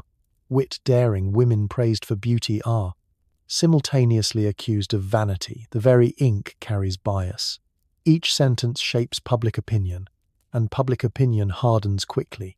A man's reputation may bend. A woman's once cracked may never mend. Even high literature participates. Critics describe beautiful actresses or socialites with veiled contempt, dismissing their talent because of their looks. Too beautiful, they say, to be serious. Too admired, to be respectable. Reviewers turn beauty into handicap, and audiences follow their words echo through parlours across cities, shaping judgments of people who never met you. Imagine the isolation of walking into a room knowing strangers have read about you before meeting you. Their smiles contain assumptions, their glances hold conclusions. The press has painted you already, and you cannot wash the ink away. You perform against an image you did not create, trapped by narratives spun by others. Beauty magnifies the trap, ensuring your story spreads farther than you can correct. Historians debate whether women courted publicity knowingly or were dragged into it unwillingly. Perhaps both. Some used columns to secure status, others hid from them entirely. Yet the common thread remains. Once beauty met, print control was lost entirely. The press crowned and condemned with equal speed, leaving women vulnerable to storms they could not calm. Consider the cruelty of anonymity. Editors sometimes describe beauties without naming them, hinting just enough for readers to guess. The uncertainty sparks gossip entire. Circles speculate, connecting names to descriptions until rumor hardens into fact. Even when you are not named, you are accused. Even when you are silent, you are discussed. At night, you fold the paper shut, but the words linger. You replay every phrase, every insinuation, wondering who believes what, who now sees you as vain, who as temptress, who as fool. You never asked for this attention yet. Your face fuels columns. Your name sells editions. The press is ravenous, and your beauty its feast. The cruel paradox returns. Admiration transforms into ridicule, visibility into exposure, fame into scandal. Beauty becomes headline, not for your deeds but for your existence. And once ink is spilled, it cannot be gathered back. The press has spoken and society believes. The execution is complete. The empire stretches wide across oceans, its steamships hauling goods, its banners fluttering over colonies, and yet even within drawing rooms far from distant lands, the reach of empire shapes beauty. Standards are not born in isolation. They are woven from conquest trade, and the gaze of those who rule. In Victorian England, beauty is tangled with colonial ideals. Exoticized features are admired in whispers, feared in sermons, and painted in portraits with uneasy fascination too, beautiful in the wrong way. And you are no longer simply admired. You are labelled strange, dangerous, other. Imagine a gathering where imported silks shimmer under gaslight and tea from India steams in porcelain cups. A woman with darker complexion, perhaps from Mediterranean ancestry or colonial bloodline, enters the room. Her beauty is undeniable, yet the glances she receives are sharp-edged. Some men murmur of her striking allure, others mutter suspicion. Her face becomes stage for debates about race, class, and empire. She is admired and marginalized at the same time. Historians still argue whether colonial beauty ideals were about genuine fascination or acts of control. Many accounts suggest both exotic beauty was praised in poetry and art, yet in life it was treated as threat. A woman too lovely but marked as foreign could never fully belong. She was spoken of as jewel, admired for sparkle, but locked away, never trusted. Consider the paintings of so-called Oriental beauties. Artists draped models in. Silks posed them with incense and jewels. They created fantasy images, consumed eagerly in Britain. Yet these portraits did not celebrate the women themselves. They celebrated possession. The empire claimed lands, and it claimed faces too. Beauty was rewritten as artifact of conquest. And real women who resembled these fantasies bore the consequences. Their lives were burdened with stereotypes, their choices confined by the images others projected. Imagine walking through London's streets where advertisements borrow exotic motifs. A soap company prints images of dark-eyed beauties to sell cleanliness. A tobacco firm uses dusky faces to imply luxury. Yet the women themselves are mocked if they step into society, too beautiful in exotic fashion, and they are suspected of immorality, accused of temptation. Their likeness sells products, but their presence invites slander. Even within England's own classes, colonial ideals shift perception. An Irish woman with fiery hair is romanticised in verse but treated with suspicion in politics. A Scottish woman with strong features is called noble, yet also stubborn. A Caribbean or Indian woman living in Britain may be admired for grace, yet marginalised for heritage. Beauty once again becomes excuse to separate as much as to connect. Consider also the role of servants. Many households employed nannies, governesses, or attendants from colonies. Their presence was both status symbol and source of gossip. A strikingly beautiful servant from abroad could be praised for elegance, yet never allowed equality. The mistress of the house might grow jealous, the neighbours suspicious. The very features admired in art became dangerous in life. Diaries mention servants dismissed, not for misdeeds but for drawing too much attention. Their beauty, a liability in a world unwilling to reconcile admiration with acceptance. Literature mirrors this unease. Novels depict foreign women as mysterious, alluring, dangerous. The trope of the exotic temptress flourishes. She dazzles men, leads them astray, sometimes meets tragic end. Readers absorb the lesson that beauty not shaped by English ideals is perilous. The narrative justifies prejudice, cloaking it as morality. Imagine the loneliness of a woman caught in this paradox. She cannot change her features, yet she must live under the gaze that alternates between fascination and fear. She may be celebrated in poems, yet shunned at teas. She may inspire portraits, yet never invitations. Her beauty admired, yet never trusted historians. Debate whether such women used fascination to carve spaces of power. Some evidence suggests they did, influencing salons, even marriages. Yet the risks were constant. Admiration could flip to accusation in a moment. The colonial gaze offered no stability, only shifting sands. Too much beauty in foreign form could ruin a reputation faster than any scandal. Even science fed into this prejudice.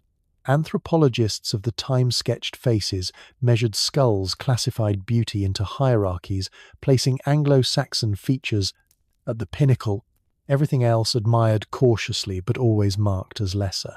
These charts transformed admiration into domination, turning faces into data points used to justify control. A woman too beautiful yet too different became symbol of argument, not person of dignity. Imagine the exhaustion of living under such scrutiny. You adjust your gown, choose duller colours, lower your eyes to avoid notice, yet still whispers follow. Her beauty is unnatural. Her allure is dangerous. You cannot win, because the very empire that feeds on your image refuses to grant you belonging. At night, you sit by the lamp reading a novel where a heroine with features like yours is described as tragic, doomed. You close the book with heavy sigh, knowing readers believe the story. And tomorrow, when you walk again through crowded streets, the same story will be written on your body, without your consent. The cruel paradox deepens. Beauty tied to empire becomes tool of fascination and weapon of exclusion, admired in image, condemned in life, consumed in art, dismissed in reality. To be too beautiful and too different is to live as constant contradiction caught between desire and rejection, never free, never safe. The streets grow quiet as midnight bells toll, yet the whispers do not fade, for they are carried not by wind, but by imagination. In Victorian England, the myth of the femme fatale curls through art, literature, and gossip like smoke from a lamp. It is a figure both feared and adored, a woman whose beauty is painted as weapon whose allure is equated with crime. If you are too beautiful, society begins to write you into this myth regardless of your own choices. Imagine a parlour filled with gentlemen discussing the latest serial novel. The heroine is described as dangerously lovely.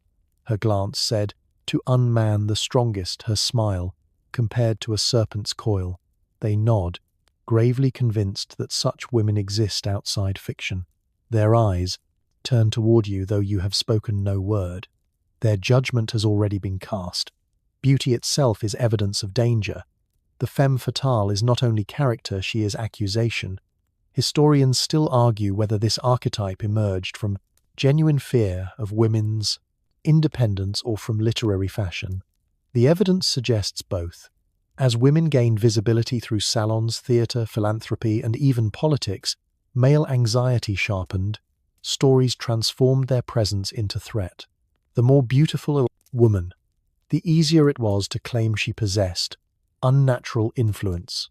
Seduction became crime, beauty became weapon, reputation became fragile glass. Consider the paintings of the age canvases where women are depicted lounging with serpents or crowned with exotic flowers, their faces radiant, their postures languid.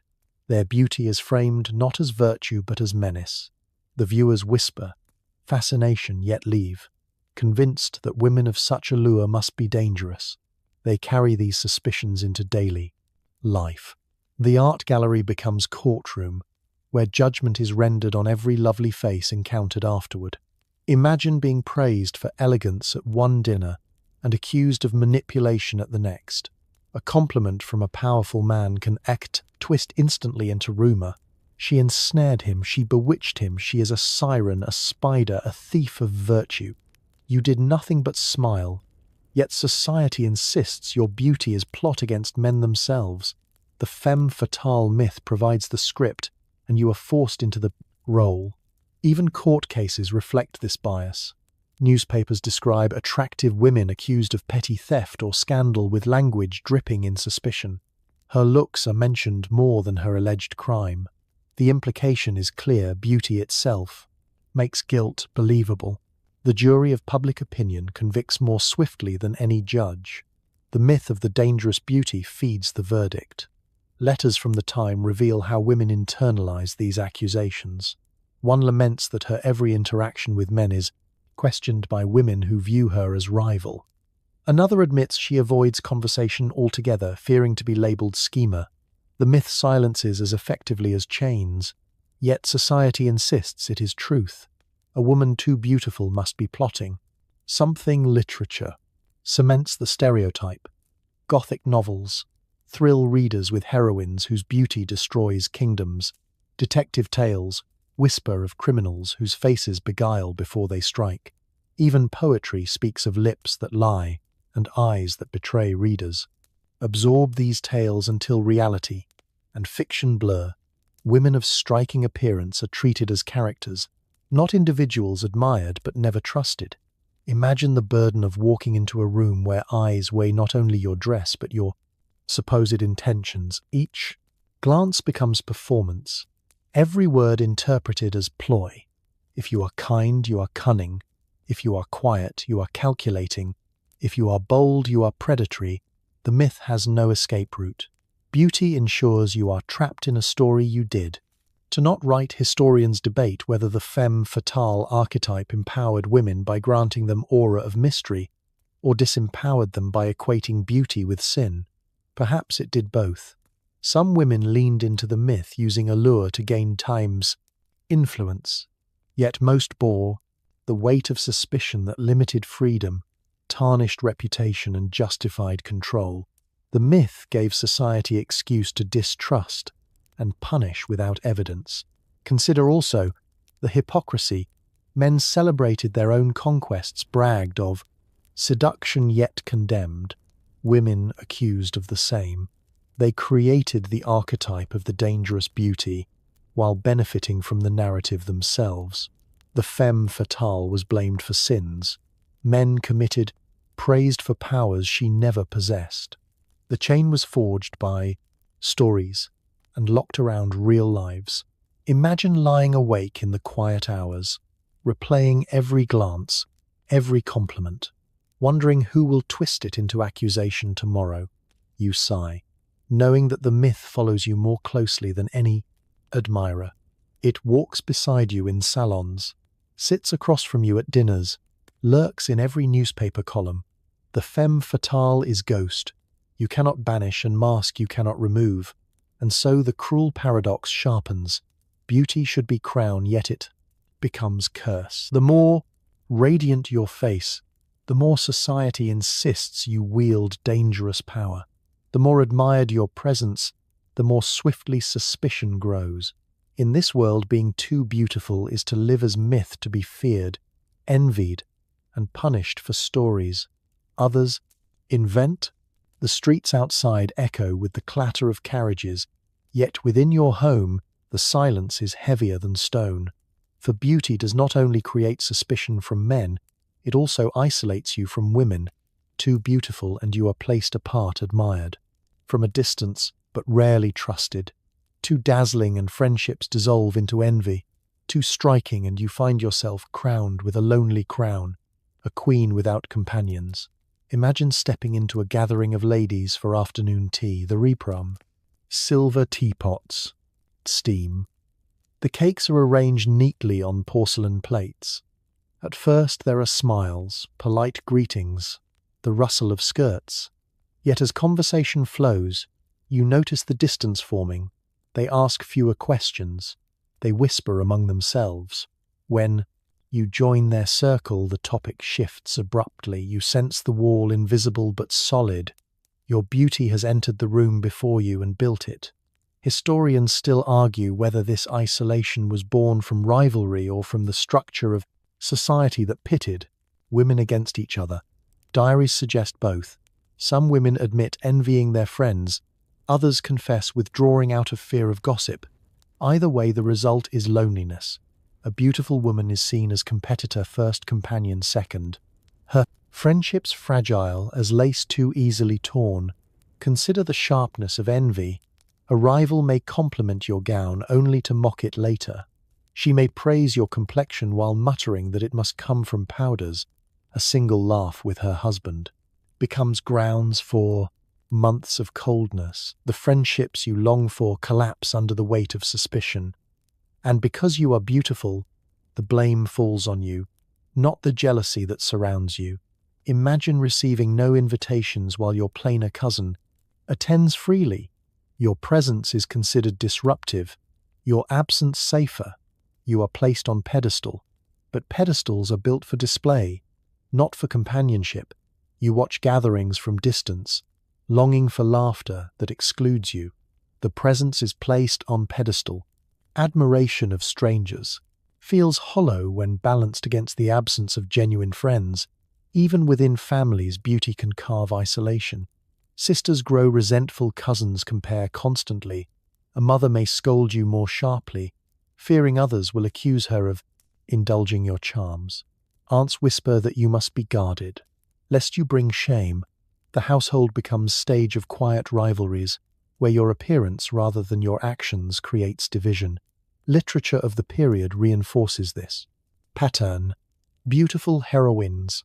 They're often depicted as solitary, envied by women, mistrusted by men. Their beauty is framed as both crown and prison. Readers accept the image as truth and real women live within its shadow. You become character in a story you never wrote, forced into roles of temptress, rival, or tragic figure, never allowed to be simply friend. Imagine confiding in another woman about your struggles. She nods politely, yet later repeats your words with twist that sharpens them. The more beautiful you are, the more your honesty is doubted, your sadness interpreted as manipulation, your humility as cunning. Loneliness grows not from lack of company but from lack of trust. No one sees you clearly, they see only the reflection cast by your appearance. Historians note the irony that beauty praised in art for creating harmony often bred division in life. Paintings of groups of women show graceful unity, yet in parlours and households, unity frayed under the strain of envy, a society built on competition.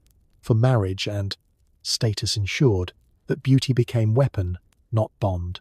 The result was predictable. Isolation disguised as admiration. Consider the gatherings you do attend.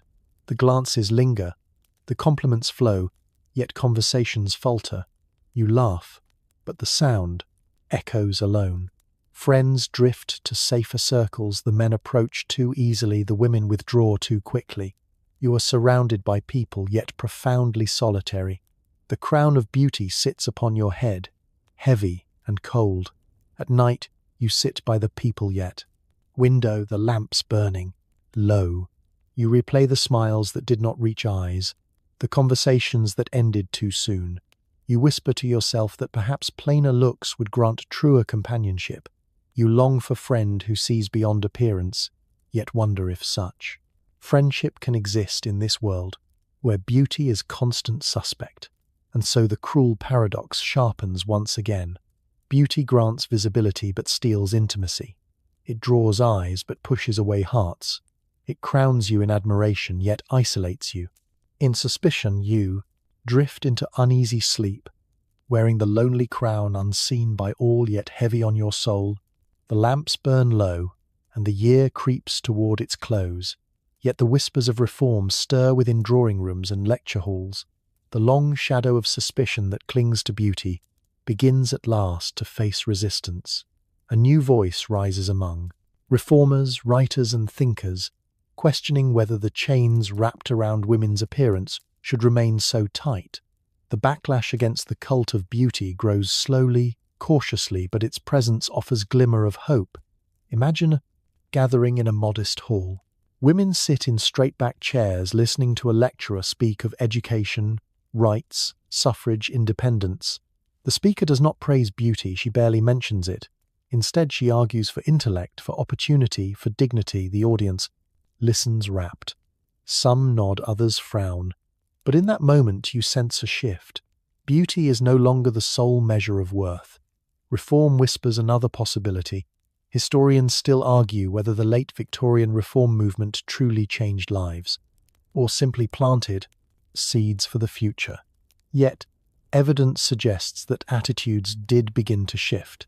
Articles appear in journals condemning dangerous cosmetics, ridiculing extreme corsetry, defending women's right to comfort.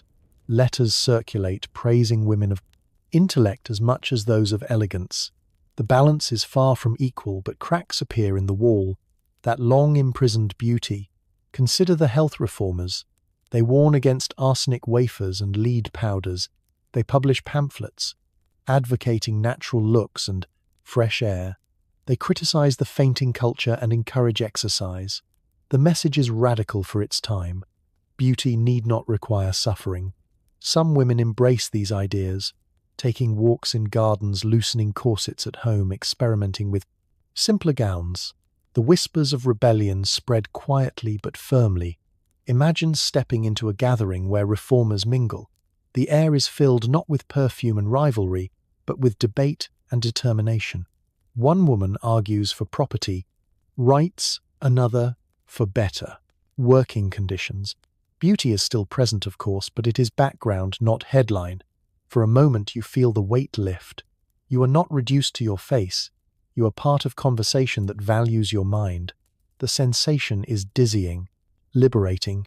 Even literature begins to change. New heroines appear in novels, clever, resourceful, determined. Their beauty is mentioned but not central. Their worth lies in actions, not appearance. Readers absorb these stories slowly. Society resists. Yet the seeds are planted. A generation of young women begins to believe that perhaps they can be more than porcelain dolls displayed for admiration. Historians debate whether this backlash was truly widespread or confined to intellectual circles, yet even within elite salons discussions grow bolder. Reformers criticize gossip papers, mock caricatures, expose hypocrisy. Each small step chips away at the cage built around beauty. Even fashion shifts toward practicality. Bustles shrink, skirts narrow. Sportswear for women emerges. The silhouette begins to allow breath. Consider the emergence of photography used not only for glamour, but for activism. Portraits of reformers circulate, showing stern faces, plain clothing, determination, rather than allure the public. Sees new kind of woman, not defined by curls and corsets but by causes. Beauty does not vanish, but it loses monopoly. For the first time the narrative expands. Imagine yourself at such a moment. You walk into a room, and for once eyes do not only measure your gown. They ask your opinion, they debate your ideas. You speak cautiously at first, then with growing confidence. The chains of suspicion loosen fraction by fraction. You realize that beauty might no longer be sole script. You might rewrite role for yourself. Of course, resistance remains. Many mock reformers calling them unfeminine, unattractive, dangerous to tradition. Newspapers sneer that plain women demand rights because they lack beauty. The old prejudices cling tightly.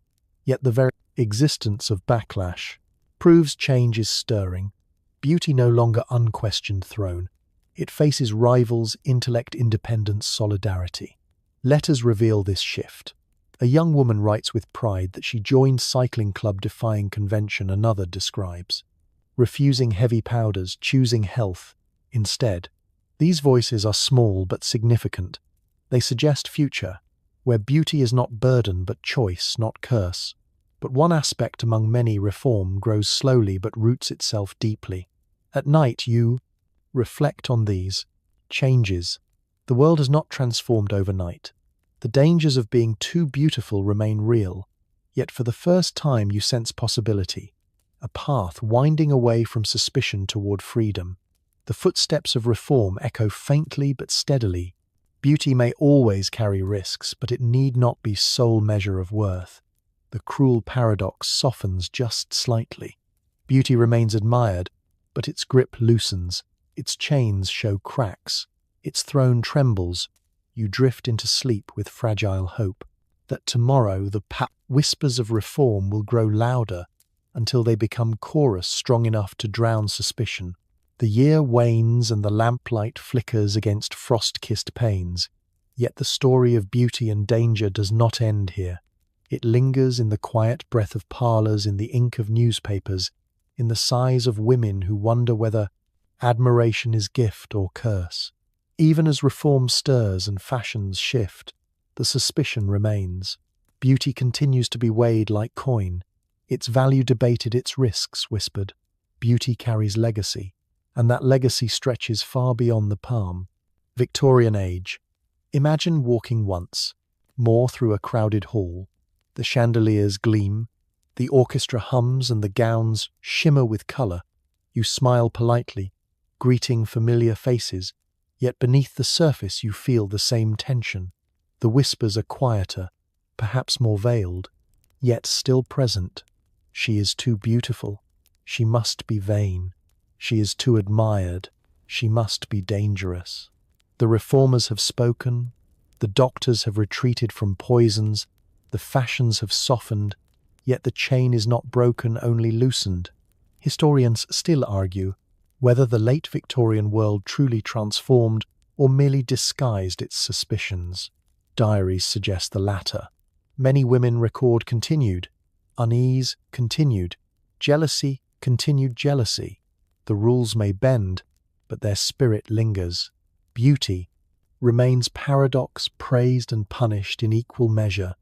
Too beautiful, and you are never safe, never free. Consider the legacy carried into the 20th century magazines. Replace gossip sheets, yet continue to sell impossible standards. Photographs replace caricatures, yet continue to dissect faces. Films portray heroines whose beauty brings admiration and tragedy. The Victorian suspicion evolves but never vanishes. The myth of dangerous beauty persists, a shadow trailing through decades. Imagine yourself, years later, older yet still marked by the loveliness once praised, now softened by time. You walk through gardens remembering whispers that chased you through youth, the envy of peers, the jealousy of husbands, the suspicion of strangers. You survived, yet you carry scars, invisible but deep. You wonder whether beauty gave more joy or sorrow, whether it blessed or cursed. Perhaps it did both. Perhaps it always does. Even in age, society comments.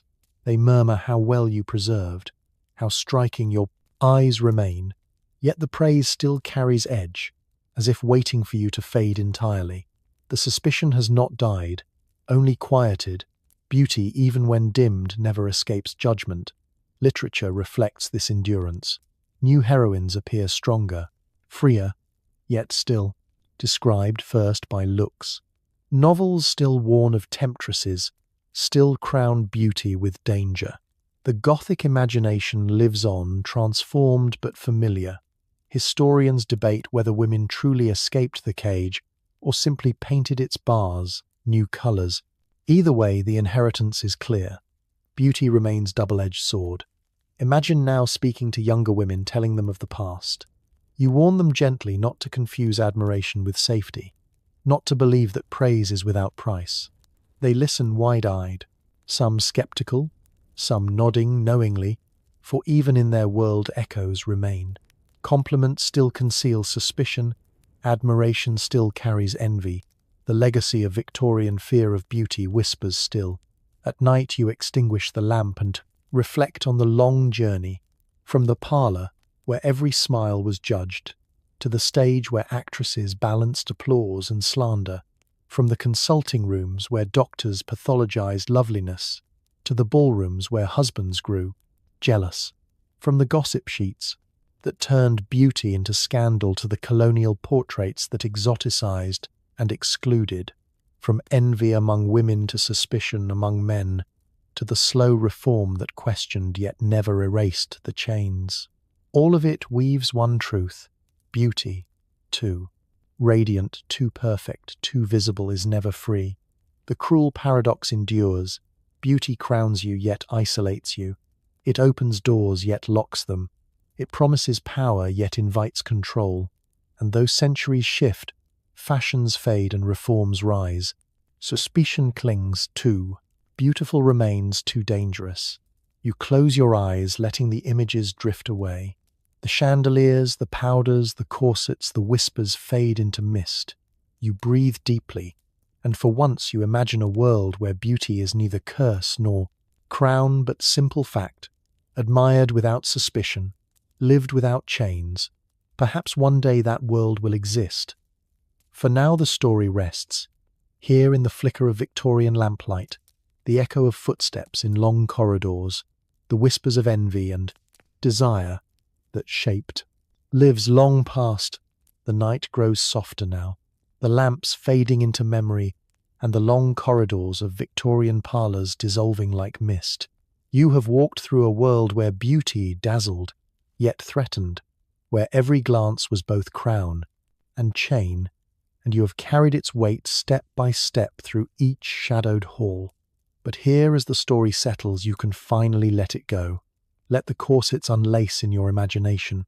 Let the gossip drift into silence. Let the heavy stares vanish into nothingness. Breathe slowly and feel the tension ease out of your shoulders. Inhale cool, calm air, as though you are standing in a garden at twilight. The last light of day spilling across roses, dew still clinging to petals. The judgment of crowds is far away now. The whispers of suspicion fade into the hush of evening. The only sound is your own quiet breath, steady, gentle like waves rolling softly onto a shore. Allow yourself to picture a mirror, not one filled with harsh scrutiny or anxious. The reflection but a calm surface of water in which your face appears at peace. You are not specimen, not story, not symbol, simply yourself. Resting, breathing, drifting, beauty no longer carries weight, it simply exists. Light dances across the water and dissolves into stillness. The rhythm of your heartbeat slows, matching the rhythm of words as they lengthen and soften. Each sentence a little gentler, each image a little calmer. You are safe now, no accusations, no envy, no eyes watching the long tale of Victorian fears recedes into history, and you are free to rest beyond its reach. Close your eyes and let the final glow of lamplight dim into darkness. The journey is complete. The story has ended, and here in the quiet your dreams can begin.